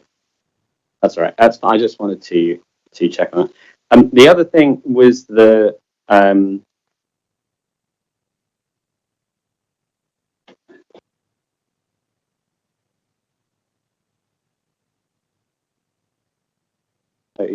I guess there's a lot to consider here, given that the report goes into a great amount of detail in responding to the various objections, and only one of these was tested as part of the judicial review. So I suppose I'm slightly nervous around these things, and I'm covering everything.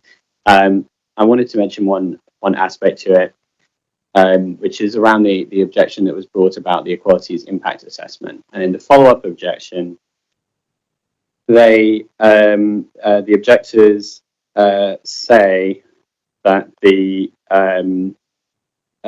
essentially that the lack of the addressing of equalities in the original design process can't be made up for by future work on it. So this is paragraph 65 I'm looking at now in the report. I don't know if the council's report here or if your report addresses that point, but it would be good to know what your view is on that.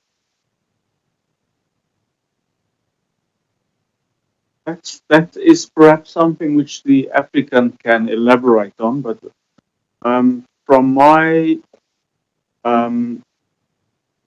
involvement in the scheme, which was from pre-application years ago, is that and I think somewhere there's mention of the fact that there was going to be a ball court underneath the new building on site T2. So a lot of work was done by the applicant with engaging and questionnaires, surveys of the use of the ball court. And I believe there were meetings and consultation with residents feeding into the process. So we do, and there's a lot of information which isn't here.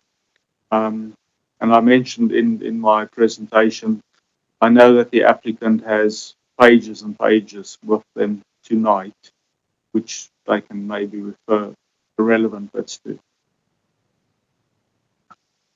Thank you. I was so.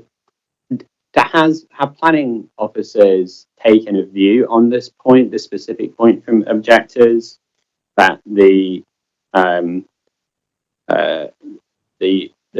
according to them, the applicants has admitted that equality considerations were not integrated into the design process, and they cite some case law around this. Have planning officers assessed this point in particular, and whether this is an issue that could come up again if it was brought back to judicial review? Yes, we have, and we are satisfied that this has been addressed.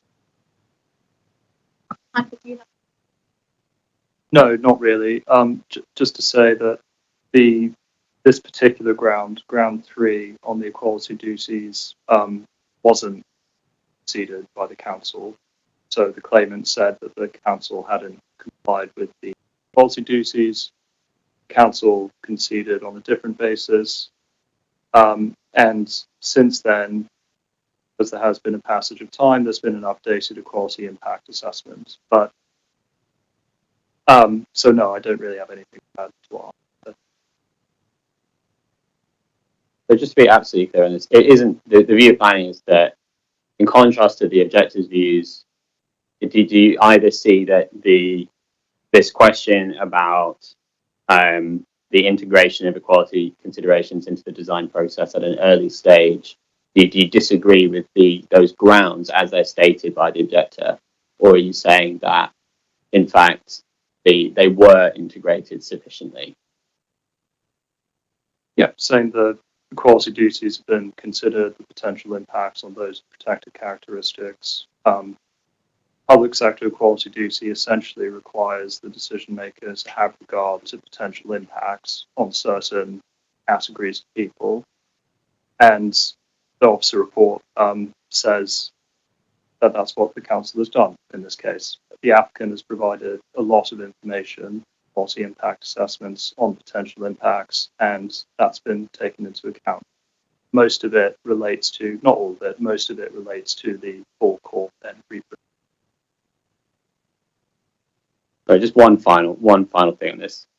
So the part of what the objectors are basing their comments on is that they say that the applicant's new assessment contains an admission that the equality considerations were not integrated into the design process. Do you have a view on that? Do you reject that characterization? Or?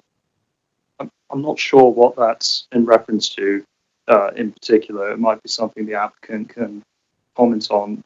If I don't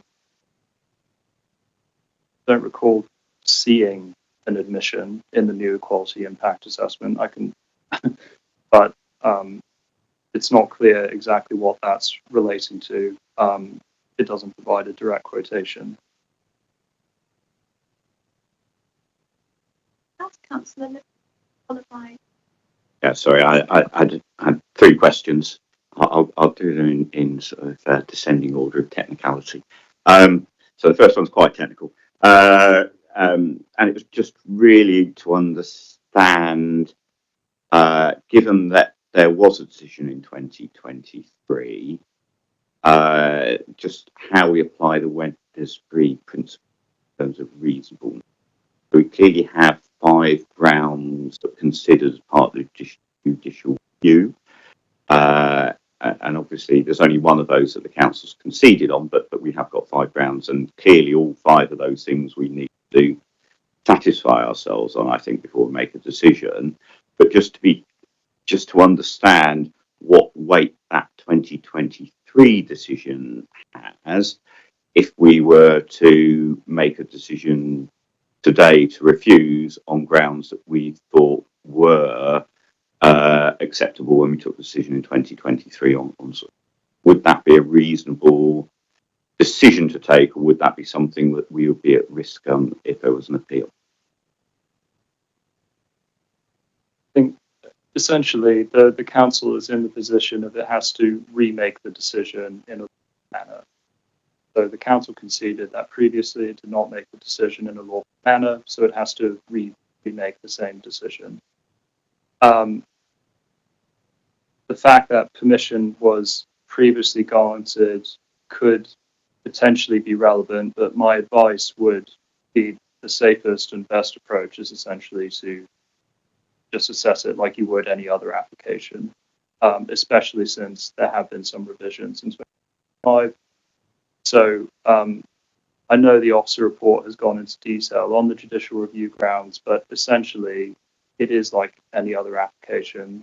It has to be determined on its merits in accordance with planning policy. Thank you very much. I wanted to look at the issue of flood risk, because that was the matter that the council conceded. Although it's one that had me scratching my head a little bit. So, I mean, clearly this site is in flood risk zone 3. Having served for 2 years on the Thames Regional Flood and Coastal Committee, I'm aware that that is also true for a good 60% of where people live in Southwark. And it's clearly true of the vast majority of planning applications that come before this committee. So I guess my big question is, why is this not an issue that comes up at every committee, given that it must be true of near enough every application we see before this committee, that there is a similar issue of flood risk? So why do we not? Because, I mean, obviously the rules have been designed to prevent development on floodplains in sort of areas where there hasn't previously been development in floodplains. Thames floodplain around this area has had houses on it for 100 years. Is there anything in particular about this site which means there are particular issues which need to be considered here, which don't need to be considered anywhere else in anywhere north of the A202 in Southwark?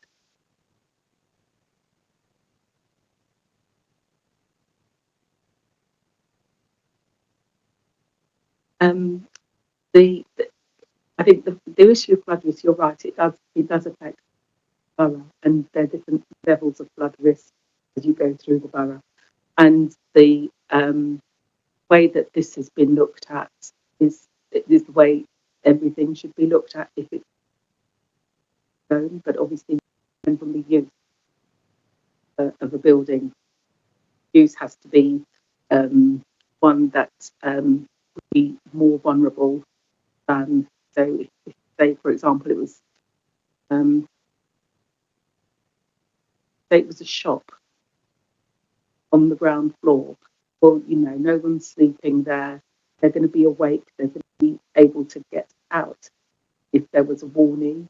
So here we have something where the property, what's been designed, has been in duplex form, so that the bedrooms are above the flood plain, so that where people would be sleeping, they should be safe. To summarise, we don't think there's anything in particular about this site which is of particular flood risk compared to, as I said, about 60% of the borough where this zone 3. What we do have is an issue with any residential new development in that area which has ground floor residential properties. This test needs to be applied. And are we convinced that it is? I guess it's a rubber development.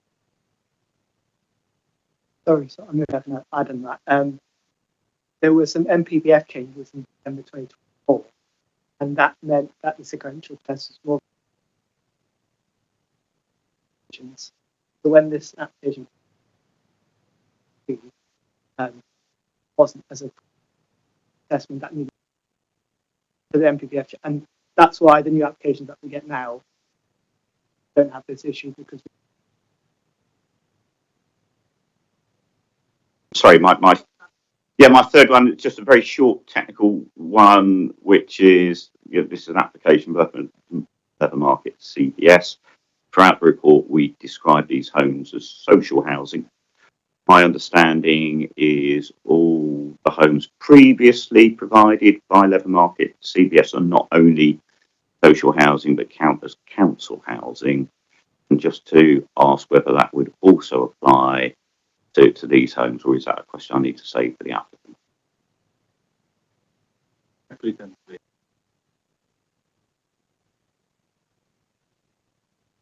Councillor Livingston's first technical question was actually the question I was going to ask, so thank you for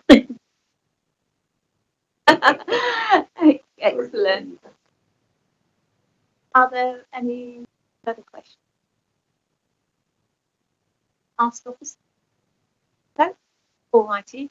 Are there any objectors present? Righto, sir, would you like to introduce?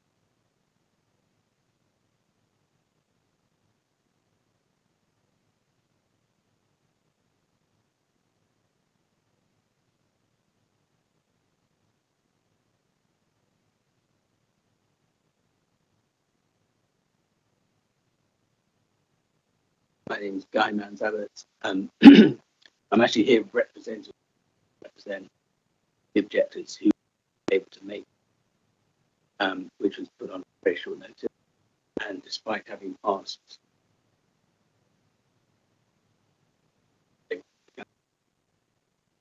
the people who is because of previous permission being right. Person to be in the room. Okay. Right. So you're representing the object. You've got your name down. Yeah. Probably. So if you'd like to, and then we can see further clarification sure. at the end of your. You've got up to 3 minutes. Okay.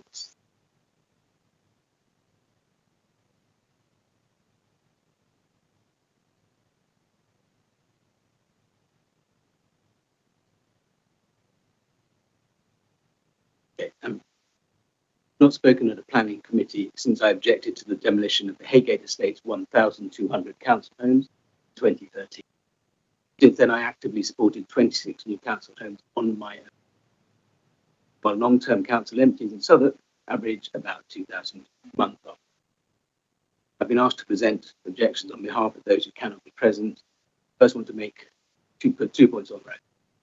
One, with warm personal respect, I have to say that as a former director of the JMP, has rehearsed using SIL and mayoral grants for this scheme at other planning committees is an obvious compliment. Consider abstaining from this. Mayor and London Assembly withdrew their grants immediately after receiving a transcript of those grants.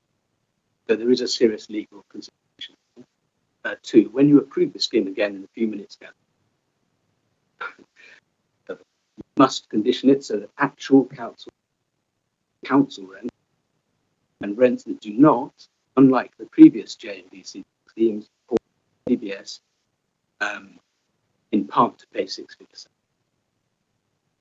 We would not be here now without the specific objectors who are excluded today because the council would not watch the meeting. I list the objections you will have that squash the previous mission, which relates to 1 to 2 grant equality. Regard to 5, last consultation event was November 1. Every drawing is a resubmission 2020. This reveals a refusal to engage with objections from residents, TRA, and neighbouring stakeholders. In 2018, the development manager for Marklake House said every comment we received from residents was registered, responded, and ordered. This engagement was critical. Here, the developer claimed to have not found widespread. So, where is the documentation of the questions they asked? Where is the documentation of the answers they receive. Without them, claims of consultation are meaningless. Answer 2, refusal to conduct an equalities impact assessment at the very last moment and then poorly.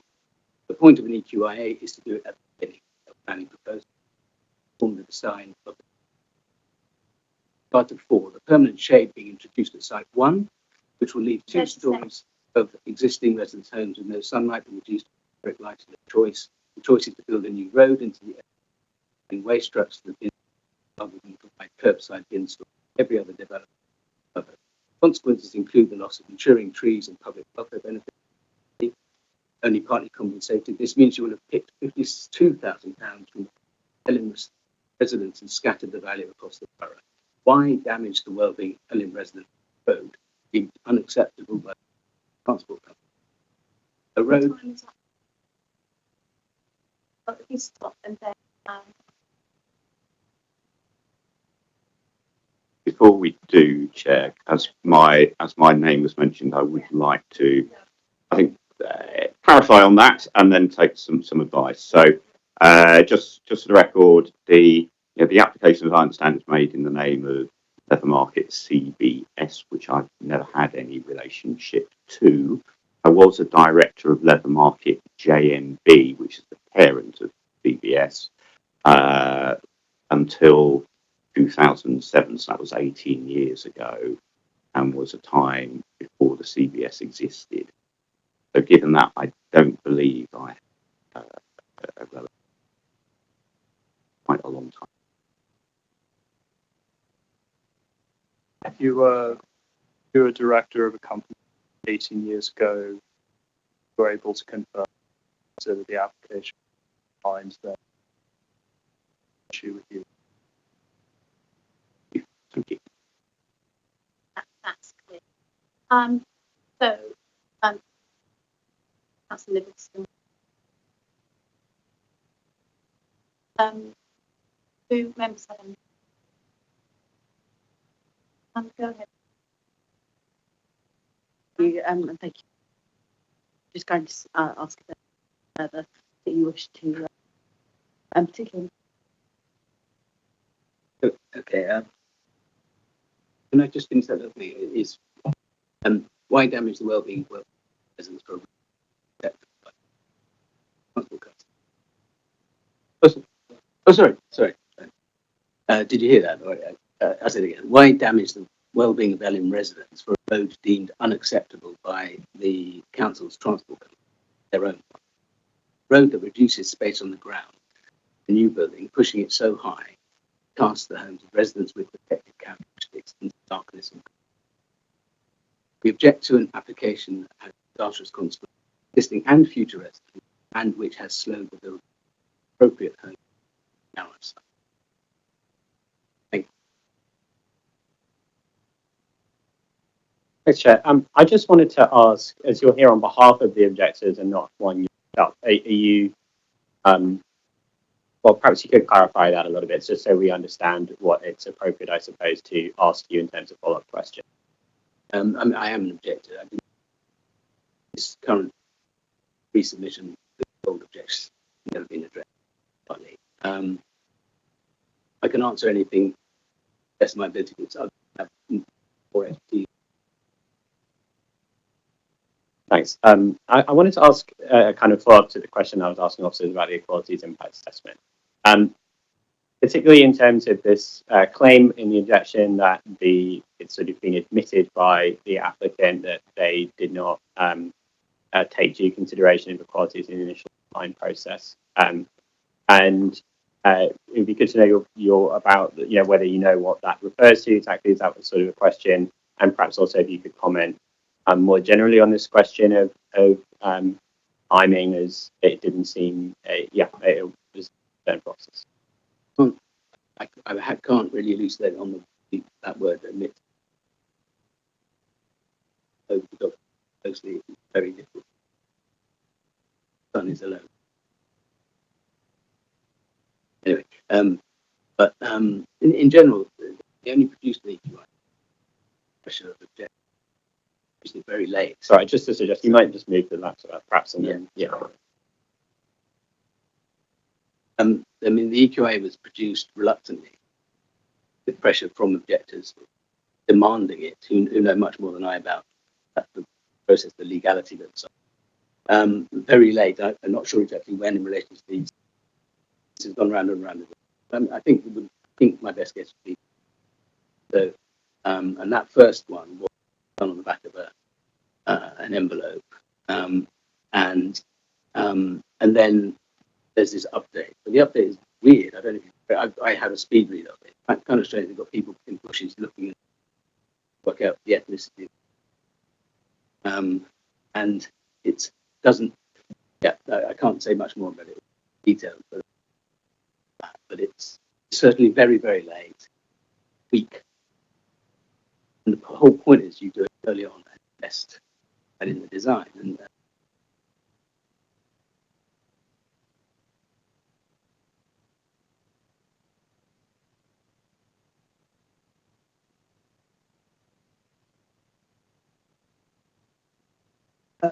Yes, on council.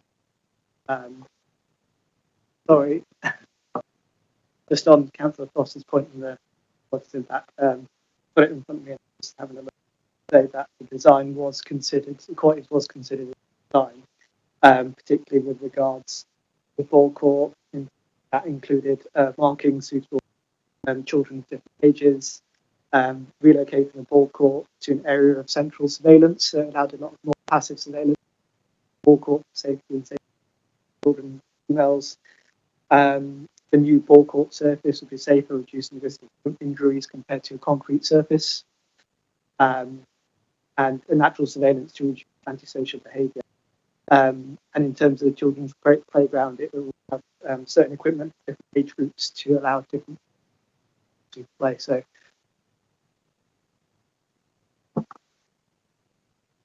Yeah, it is on that. So Yeah.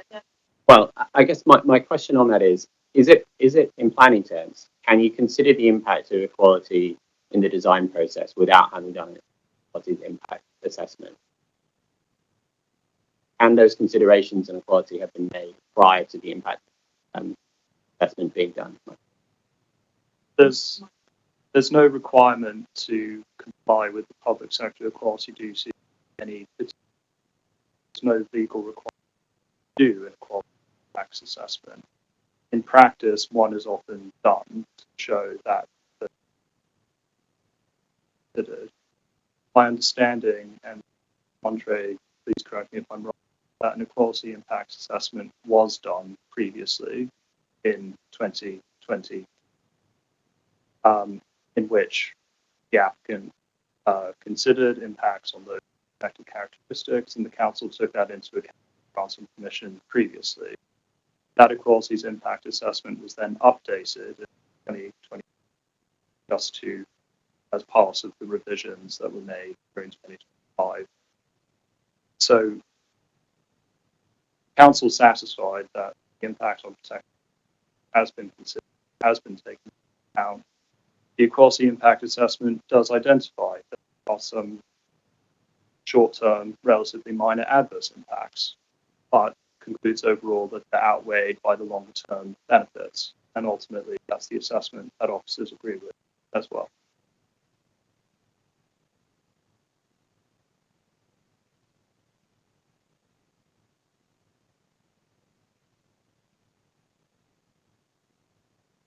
Thanks, Jim.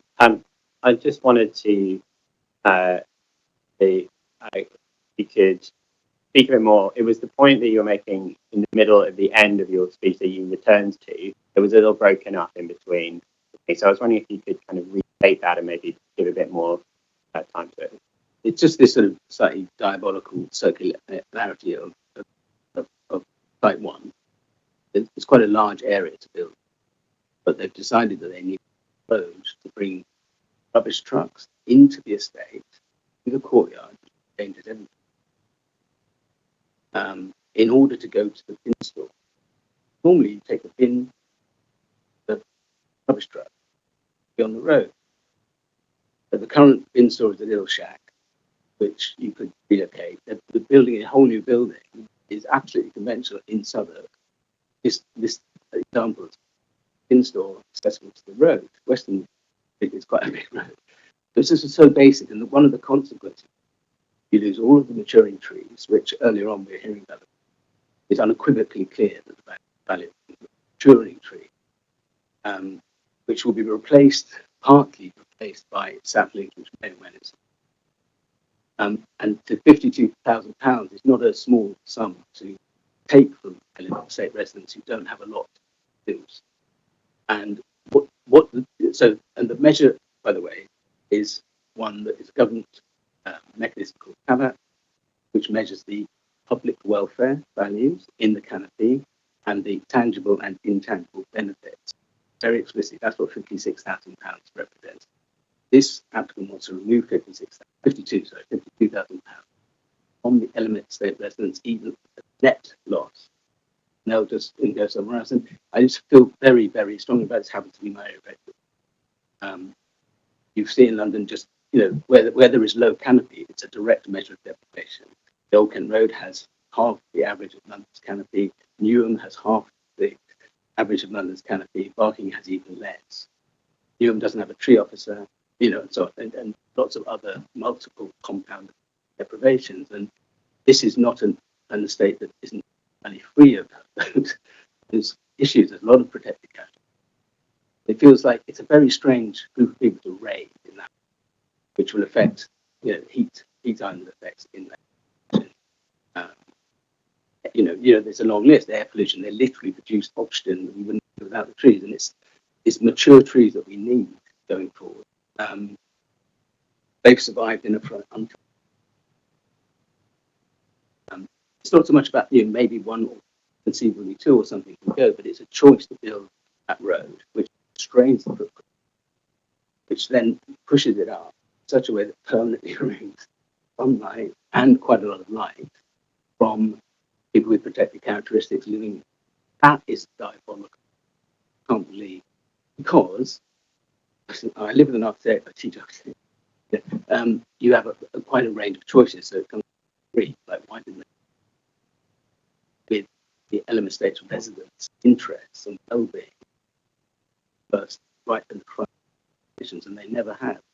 I have to say, what is this obsession with punching a fifth road entrance into a state with 119 units? That's it. But it's a sort of this absurdity that you take the rubbish truck in. That's a bit that kind of does. Yes, I could go on for far too long because I've literally just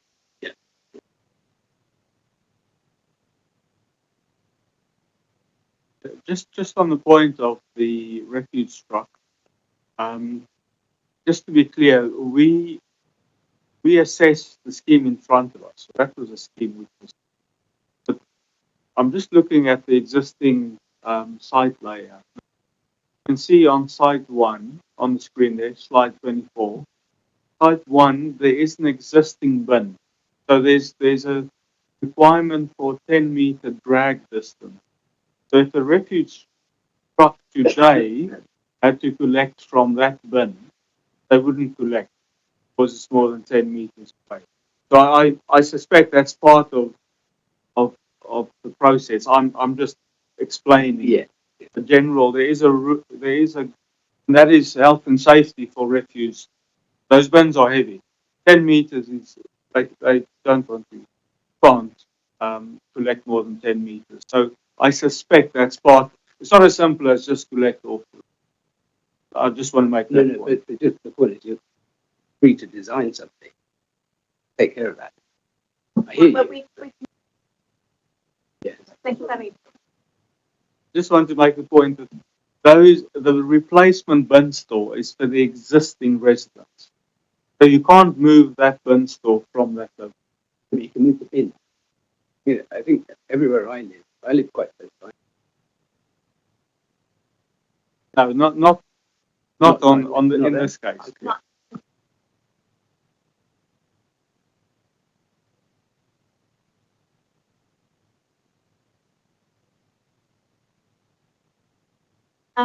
Do we have the applicants?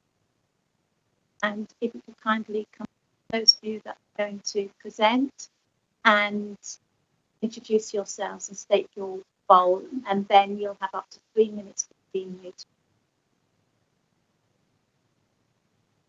Hello, am I coming through? Yeah. I'm Liam McGrath, and I'm a local resident and director of Leather Market Community Benefit Society, and I'm joined by our professional team here who will do a better job than me at answering questions, the detailed questions. I'll start now. Could you? Oh, apologies.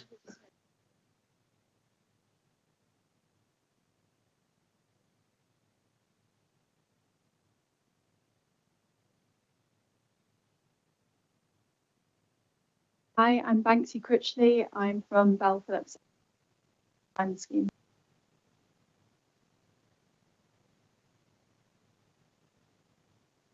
Liam McGrath.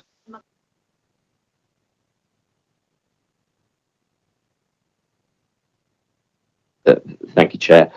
So Leather Market Community Benefit Society is a non-profit, volunteer-led organisation, and we're dedicated solely to building council rent homes for local people in housing need. We work in partnership with Leather Market J&B, which is the tenant manager organisation for this estate. Our board, the majority of whom live in J&B homes, led this proposal to build these new homes and community facilities. The board has asked me to highlight three key benefits of this scheme. First, it delivers 34 much needed social rent homes. As we've seen, Southwark has over 20,000 households on the housing waiting list, with more than 4,000 in temporary accommodation. On the Elam estate itself, 1 in 3 council tenants live in unsuitable housing, facing overcrowding, damp or accessibility issues. The new energy efficient homes that we'll provide will reduce fuel poverty and transform lives. They will provide space, dignity and stability for families who need it most, including, I have to say, the most vulnerable people in our communities. Second, it improves community facilities for everyone. The ball court currently is outdated and doesn't cater for everyone in the community. The new design includes a safer, more accessible multi-use games area with better visibility and a central children's play area with high quality equipment. The triangle green space will become a vibrant community garden with new trees, wildflowers, seating and a water tap. And this builds on what we've achieved at Joyce Newman House, where we have an award-winning development with a community garden. Third, this proposal is rooted in community consultation. Over 2 years, we did 5 rounds of door knocking, engaging about 87 times. I think we had drop-in events, 13 TRA meetings, numerous site walkabouts, newsletters, and we even had a resident ballot on the games court, which we proposed. More than 1,500 local residents were invited to webinars to share their views. Their feedback directly shaped the design. We did loads of consultation.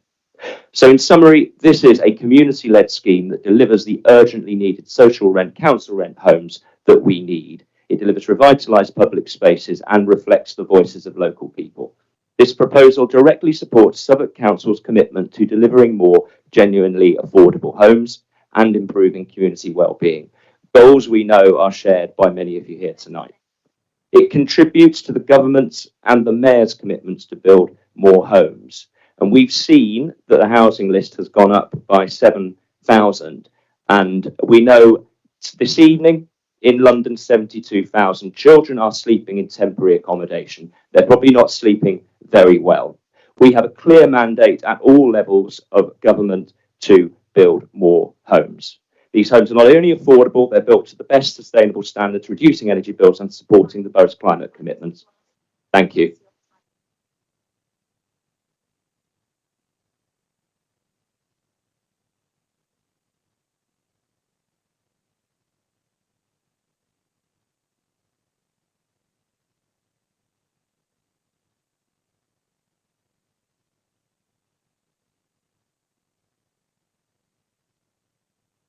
No, I would like to hear more. I think it's worth discussing because sector they wanted, didn't it? So, perhaps you could give clarity on this.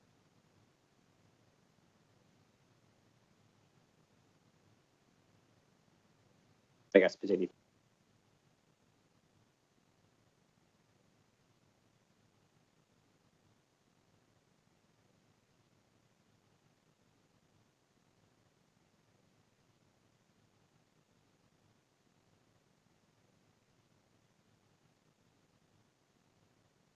Sorry, I will just clarify on that, just to be very clear. So you talked about the rent levels, just in terms of the tenancy. These are council tenants. They are council homes. The council owns the freehold of these homes. They are council rent homes.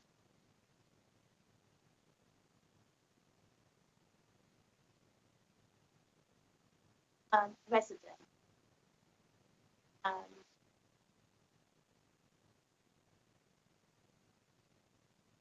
It's going to serve. It will most certainly serve. But the council's agreement, they will look at local lettings agreement. If it's for residents who are having new homes on their actual estate, so they are the ones who are inconvenienced with these homes being built. And what the principle is that normally it's 50-50 in terms of, as long as the existing residents are in high priority housing needs, then at least 50% will go to the existing residents. But the council, in terms of all their equality duties, ensures that it's the people in high priority housing need. They actually provide the nominations. Thank you. But Dave, did you have Councillor Test?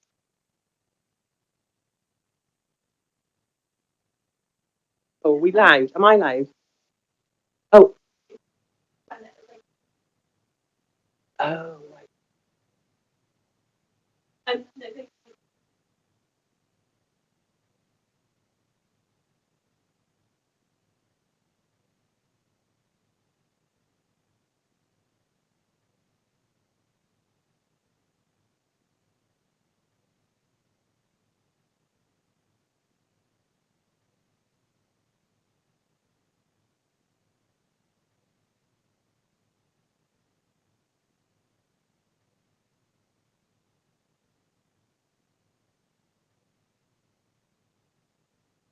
No,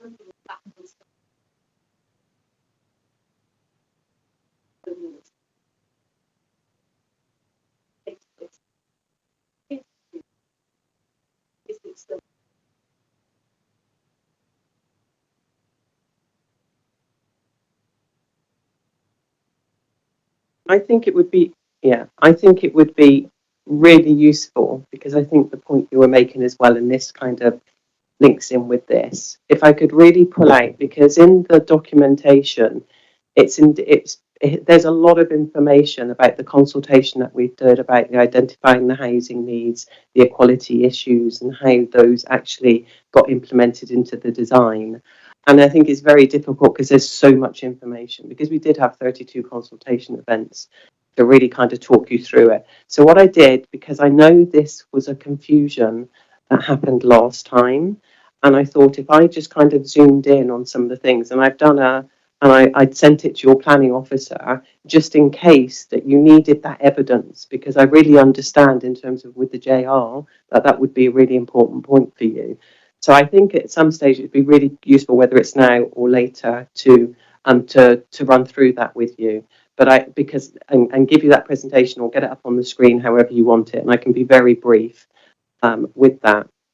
But yes, in 2018, the first thing that we did is door knock housing, that the Elim residents, all of the 121, all of the homes on Elim Estate. We had 2 officers dedicated to it. They were community consultation officers. That was their job. And they door knocked on all the estates. They had a crib sheet that was asking various questions. The starting position: are you in housing needs? Do you have any disabilities, any mobility issues? It was really understanding first in that crib sheet about what the needs were. We already had on the JMB done a survey in 2013, and that showed over 500 residents had some issue with kind of some disability. But it isn't just a wheelchair disability, there's a range of disabilities, and the housing need was really, really significant. So we already had a lot of information. We already know in Southwark, we knew the stats in Southwark in terms of about the housing needs, also about kind of disability needs, but we zoomed in onto Elim, and that was our starting position. It wasn't just about your housing needs and, you know, whether you have any specific needs. It was also about, are you interested in new homes on your estate? Do you use the ball court? What community facilities do you like? And all that information is here. You know, it's a real misunderstanding of the detail to think that that information isn't there. I can show you where that information is. It is there, and so it started from that position. Then we had it was that information which informed the design brief. We didn't have a design brief before then. We had consultation events on the design brief. This is what you said, this is what we're doing, comments back on the actual design brief.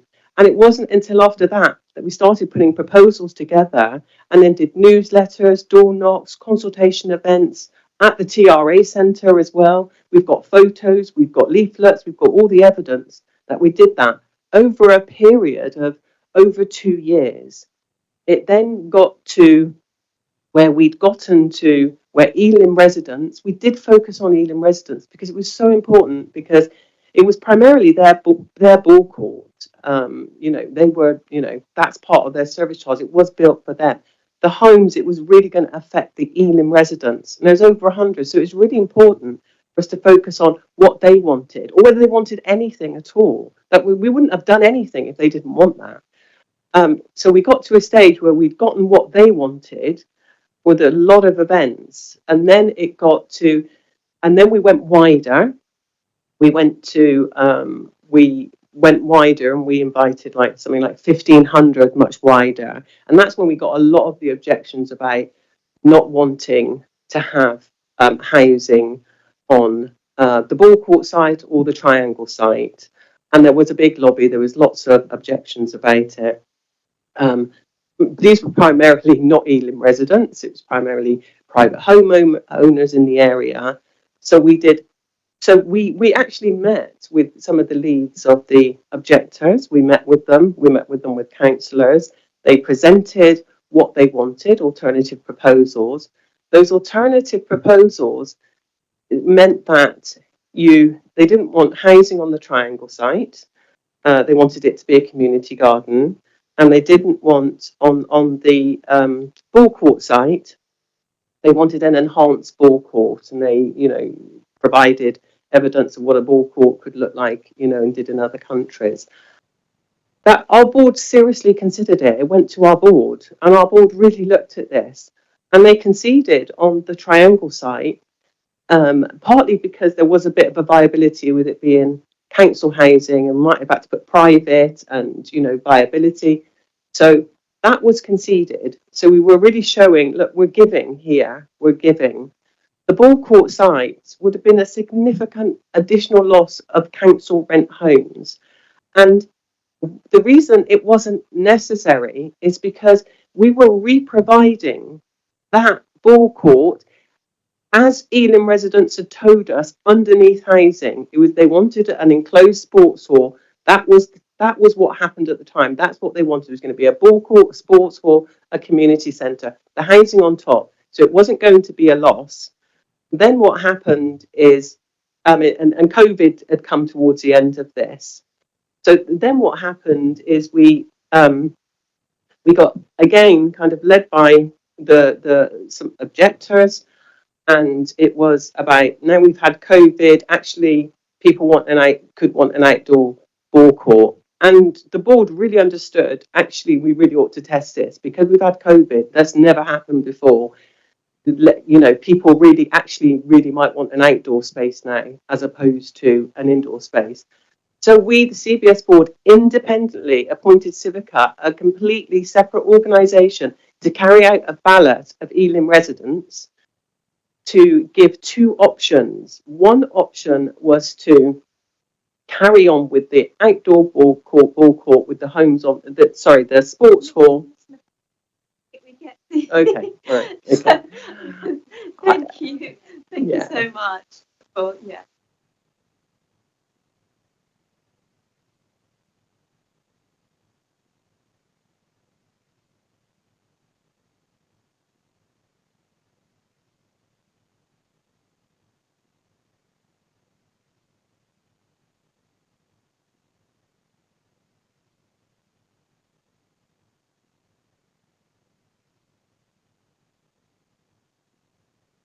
please.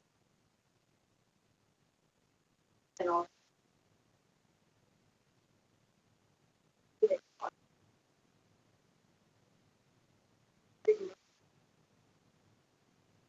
It's a really, really important point, a really important point. And I think my starting position has to be that absolutely we started with the housing need, really understanding the housing need. And as it went on, we adapted the designs to what people were saying. What we do know, we absolutely looked at this time around, we had a discussion at board about what we do. The changes that happened, the JR, it quashed the planning decision, but not the application. The reason it took time to come back to this meeting is because there've been so many policy changes in terms of, particularly in terms of fire. You know, there've been so many things, and we wanted to make sure we were absolutely spot on with this because of what had happened previously. So we really spent the time. It was all the design was technical design, updating the reports. There's a long list of them. Just to clarify, basically asking you, the application actually reflects the current house on the estate. Yes. How up to date is it? Okay. Is it actually reflecting the disability needs? Yeah. And I can say 100% yes, and I can explain to you why. Can I explain? I know it's difficult because there are explain in a minute because Okay. you've had a lot of time. It's about the level of housing needs. It's gone up 7,000 by the time we've been from the last committee meeting. We've looked, there's only 7 residents who's moved off the estate since then, and we've looked at what those needs are. They're no different from the other people's already, so it's absolutely been covered off. I could be more specific if there's a sub question. Thank you. Let me just give that's the part. Thank you, Chair. Just to kind of change tack a little bit, I'm just interested to know a little bit more about flood resilient and resistant measures that are included within the design. I think when it comes to like paragraph 47, we talk about examples of flood resilient measures, and then in paragraph 53, it says that the design will, effectively incorporate flood resilient construction. So I'd just be kind of keen to see, we give examples of flood resilient. Are all of those examples going to be incorporated in the design? For example, raised electrics, the tiled floorings. Is that fundamentally what is in this application?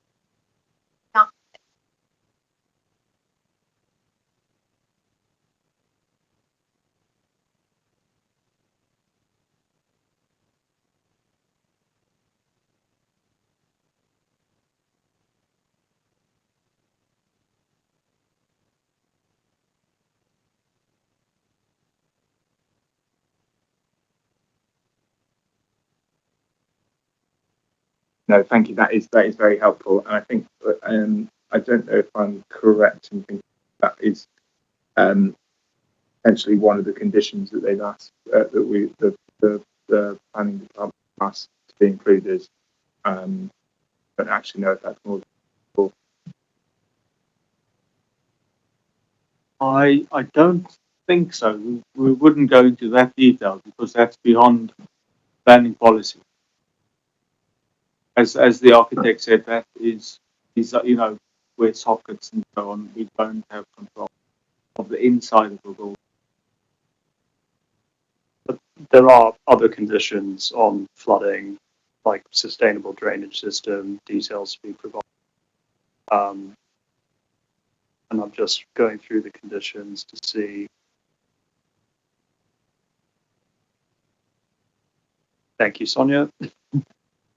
Condition 29 as well on a drainage verification report, which includes further details and specifications. So those are the conditions suggested by the consultations by flooding team, council, so they to ensure that those measures are in. Thank you. No, that's helpful to know. I just obviously, given the fact that flood resilience measures were talked about in this report, it suggests that that's going to be incorporated into the design. But obviously, there's no guarantee, there's no kind of, there's no.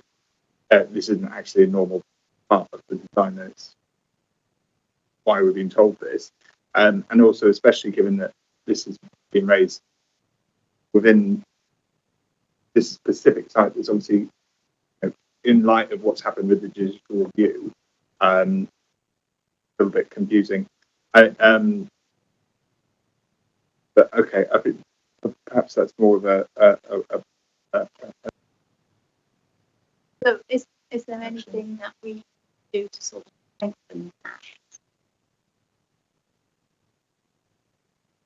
strengthen that or be it? Can I come into this just quickly, just add on there? So these measures have been obviously represented by the flood risk consultant. So these will then be taken forward into the next stage when we do stage 4. And some of these measures are required as part of building regs. So there will be sure that the scheme that and the assessment that's been done at this stage is carried through.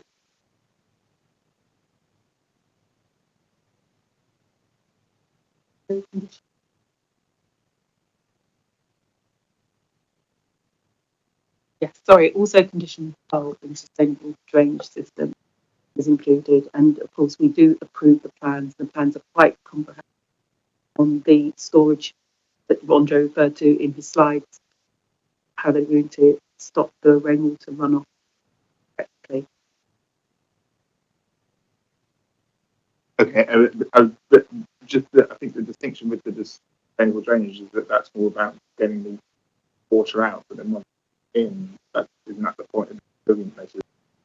Stop the damage from catastrophic harm, rather than just getting the water. But anyway, perhaps another point I just wanted clarification on as well is, obviously we talk about all the dwelling buildings being duplexes and the bedrooms being upstairs, and so I'd just be keen to know about the layout of the disabled bedrooms, and obviously what the implications could be if they're wheelchair accessible, if the bedrooms are on the first floor, and then just thinking about, okay, well, if there's a flooding scenario, the accessible. Has that been incorporated into the design? Are you able to share any details about the disabled? So the disabled flats are single level, so they're on the upper floors of the building of Site 2, and that's accessible via 2 lifts. So if one was to break down, there is another one that residents can use. So they don't have that issue of getting to another floor within their home. And just a slight point I wanted to correct in the presentation, the size of the open plan living kitchen dining for that unit was referred to as being 25.5 when it needed to be 27. The updated plans do actually now show 27 square meters, so it's in compliance. That's really helpful.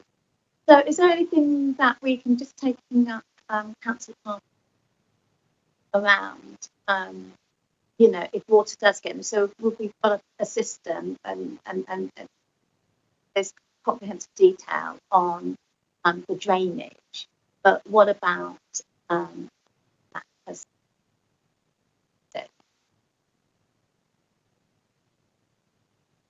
there something that we can? I'm just looking at the report. This is taken from the flood risk assessment, which recommends these measures. In hindsight, I probably shouldn't have put it in the report because it's not something that we can control in the planning legislation. So it's recommended in the flood risk assessment. So maybe Michael can advise it. If we grant permission subject to the flood risk assessment being listed on the decision notice, it is a document which has been submitted, fortunately.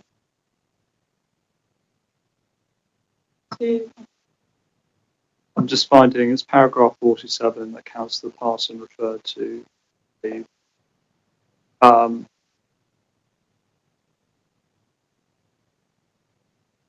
And in particular, the flood resistant and flood resilient measures.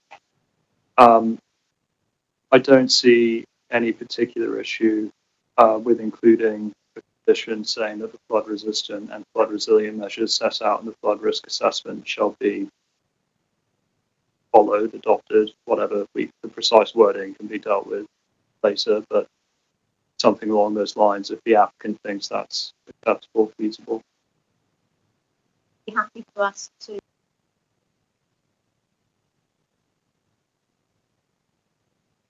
Yeah, as I mentioned, most of these we would have to do anyway to satisfy building regulation at the later stage, but yes. Yeah.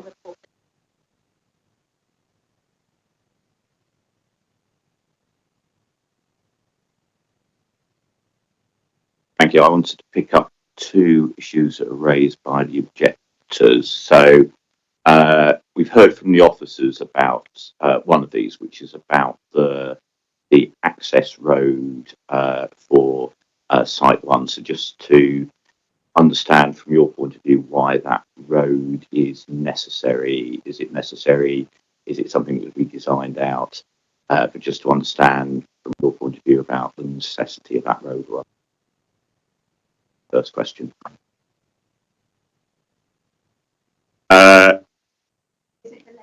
The second question isn't related to that, so I'll ask that separately if that's okay. Yeah, thank you. So there was a couple of issues that were raised to do with the bin stores, the trees, so I'll try and cover the points that were raised. So as Andre mentioned, there's an existing bin store to the rear, which needs to be accessed by the trucks.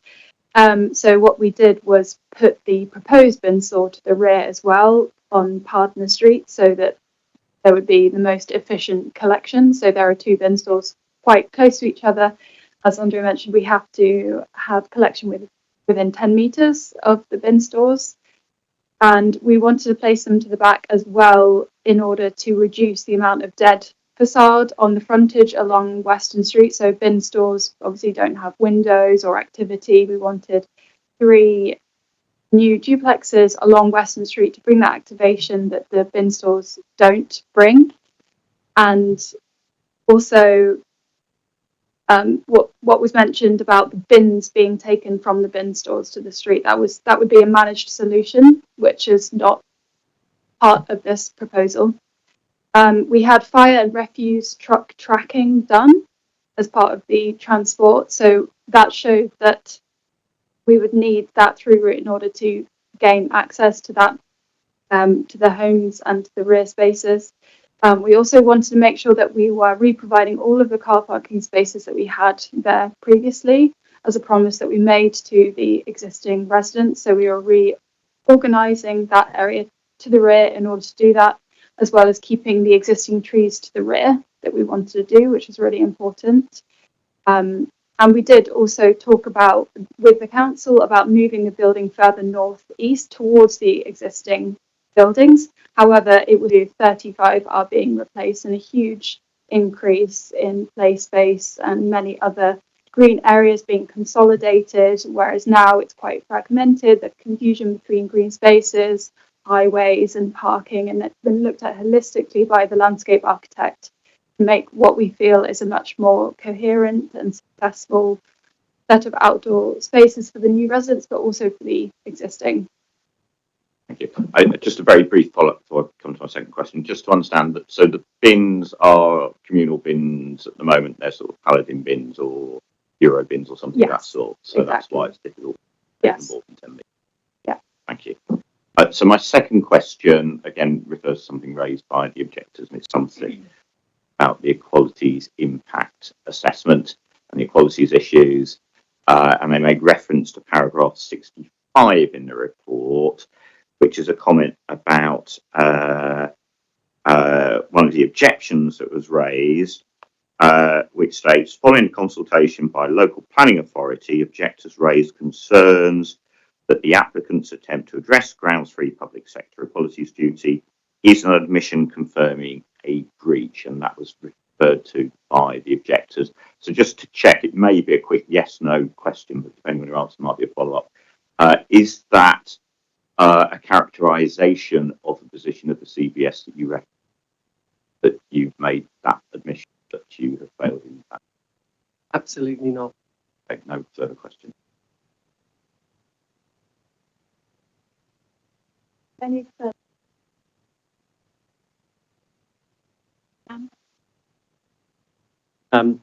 Thanks. Yes, it is. As follow up on that, just so I appreciate the clarification there. I guess because we had this conversation earlier about the different, or I suppose the distinction between the equalities impact assessment and just taking equalities into account in the design process in general. Did you speak to how you did that without the equalities impact assessment? Whether you thought that would have been preferable to have done one at an earlier stage, or in what way you were able to take full account of equalities in the design process, having not made the assessment? Unless that's incorrect. It is incorrect, and I can tell you what happened when we submitted the planning application. We had equality data, but it was not in it was not in a separate document. It was in the design and access statement part of it, and the consultation was in the planning statement, which is pretty normal. What happened after we had submitted the planning application, the council changed their validation list and asked for a separate equality impact assessment on that validation list.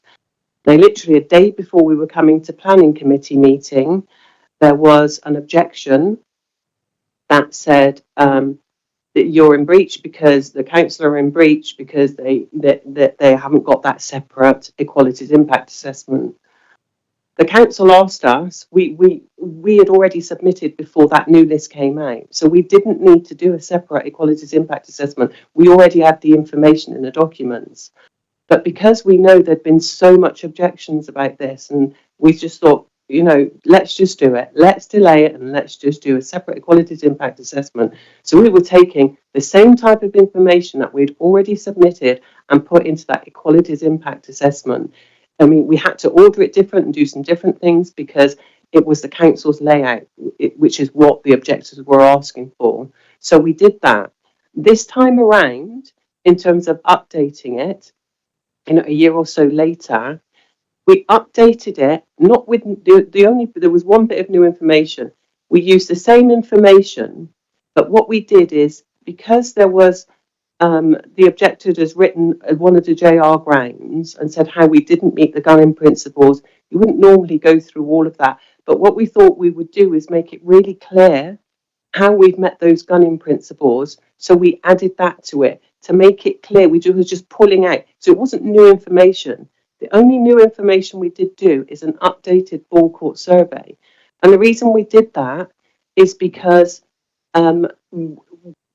we did think it would be fair to look at it again because it was done some time ago, and also it was an opportunity to look at it at peak school holidays during the holiday period, and that just told us exactly what we'd already had in the first ball court survey usage that we did previously.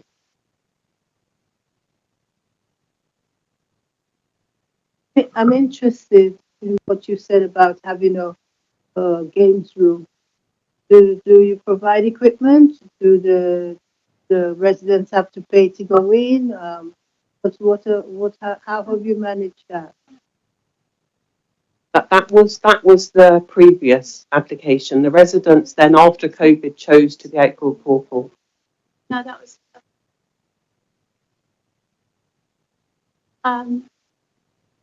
Yep.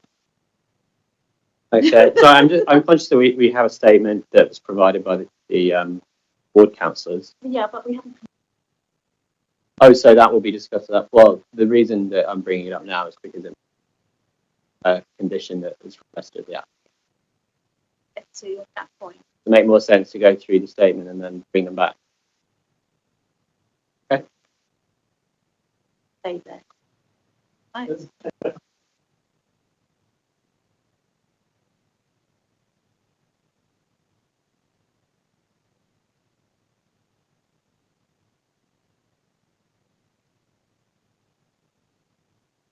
Excellent. Thank you very much.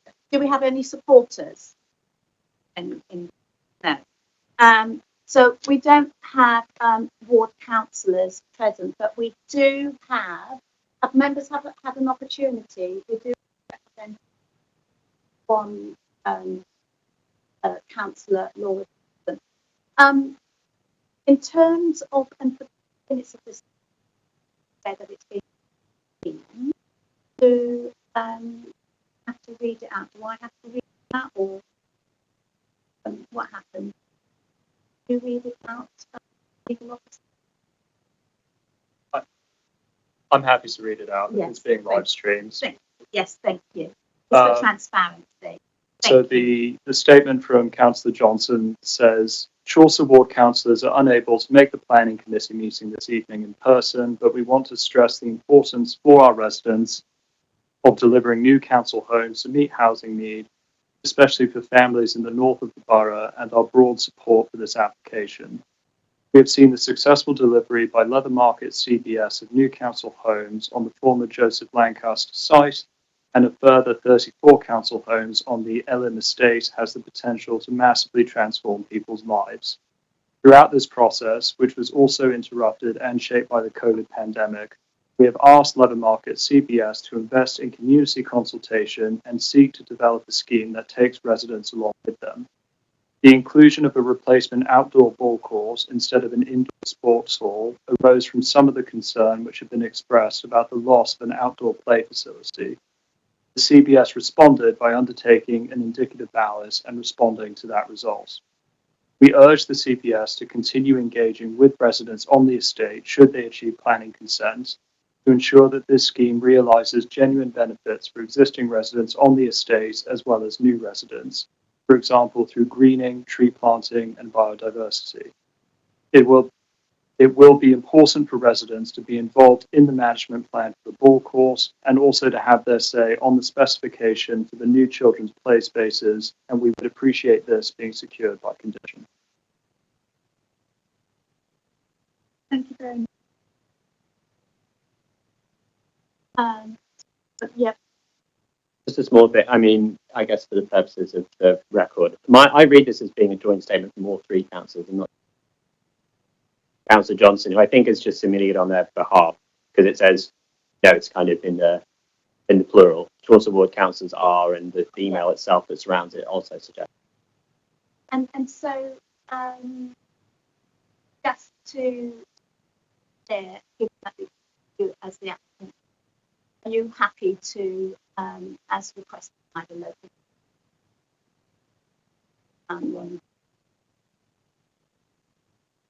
ready about timings, but additional best being to diversity that they are engaged in? Absolutely. Thank you. All right. Well, just for clarity, the condition on the operational management plan already says the operational management plan shall be created after public consultation with the state residents, should include details of the public engagement undertaken. So I think that covers the management plan. It doesn't cover the new children's play spaces. So you'd be happy with something along similar lines about specifications for the children's play spaces? Yeah, residents did already make their choices in the consultation, but we're quite completely happy to do that again because people may have changed their minds. So absolutely no problem. Can adapt condition 8, but just no consultation. So we can add the same wording from condition 27 and add it to condition. Yeah, that's so condition 8 is on the play equipment and landscaping, so we can amend condition 8 to add in wording about a requirement to consult with residents as in conditions. Yeah, with the Elim residents. For the Elim.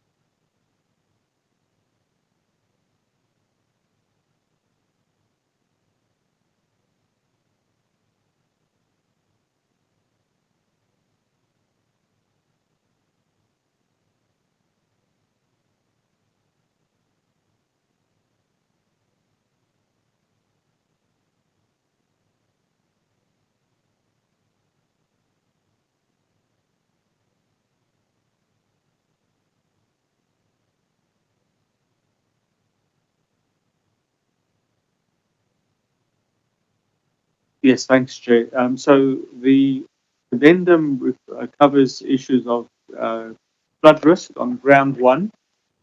And what's important is that we've received comments from the Environment Agency supporting the scheme, or let's rather say not objecting. And they do talk about the sequential test, which we discussed in the report and in the meeting. I think what's just to clarify, the Environment Agency specifically commented on what their role in the test is. So basically, it comes down to the local authority to be advised by our flood risk team, which we've received comments from.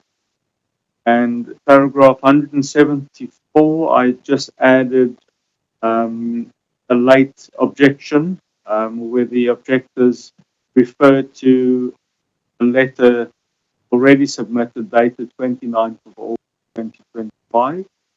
That was covered in the office report.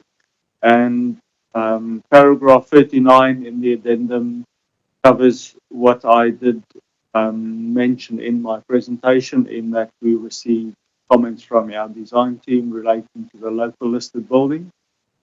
And paragraph 44 in the addendum refers to the biodiversity net gain payment, which was, or the fee which will be added in the legal agreement. And paragraph 271 of the officer report refers to comments from the Metropolitan Police, which we already covered in the two conditions mentioned by the Metropolitan Police. And then paragraph 412 is just simply adding those comments from the Metropolitan Police in the section of the report. Goes on to the end of paragraph 61. So those are all comments from the police. Paragraph 62 in the addendum refers to Appendix 5, the relevant planning policies, which was omitted from the officer report. And that is the addendum. Very much. Thank you. Do members have any further comments?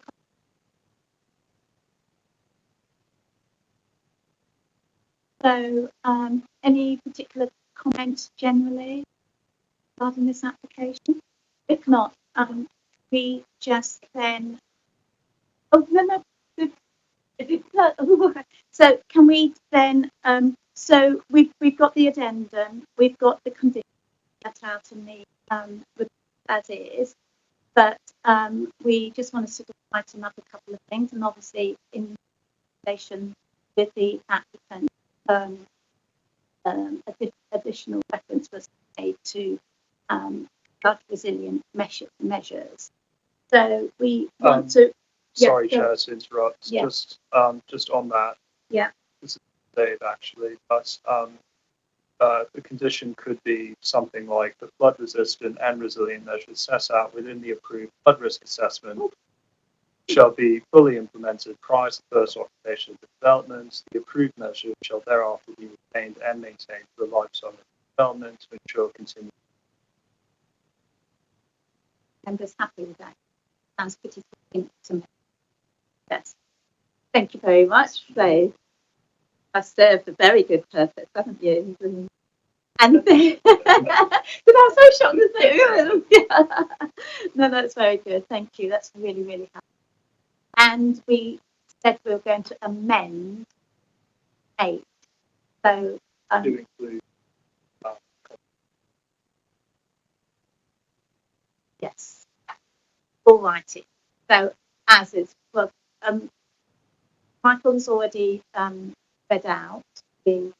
So if you're moving a reference as set out in the office and flood resistant. Lovely. Yeah. Righty.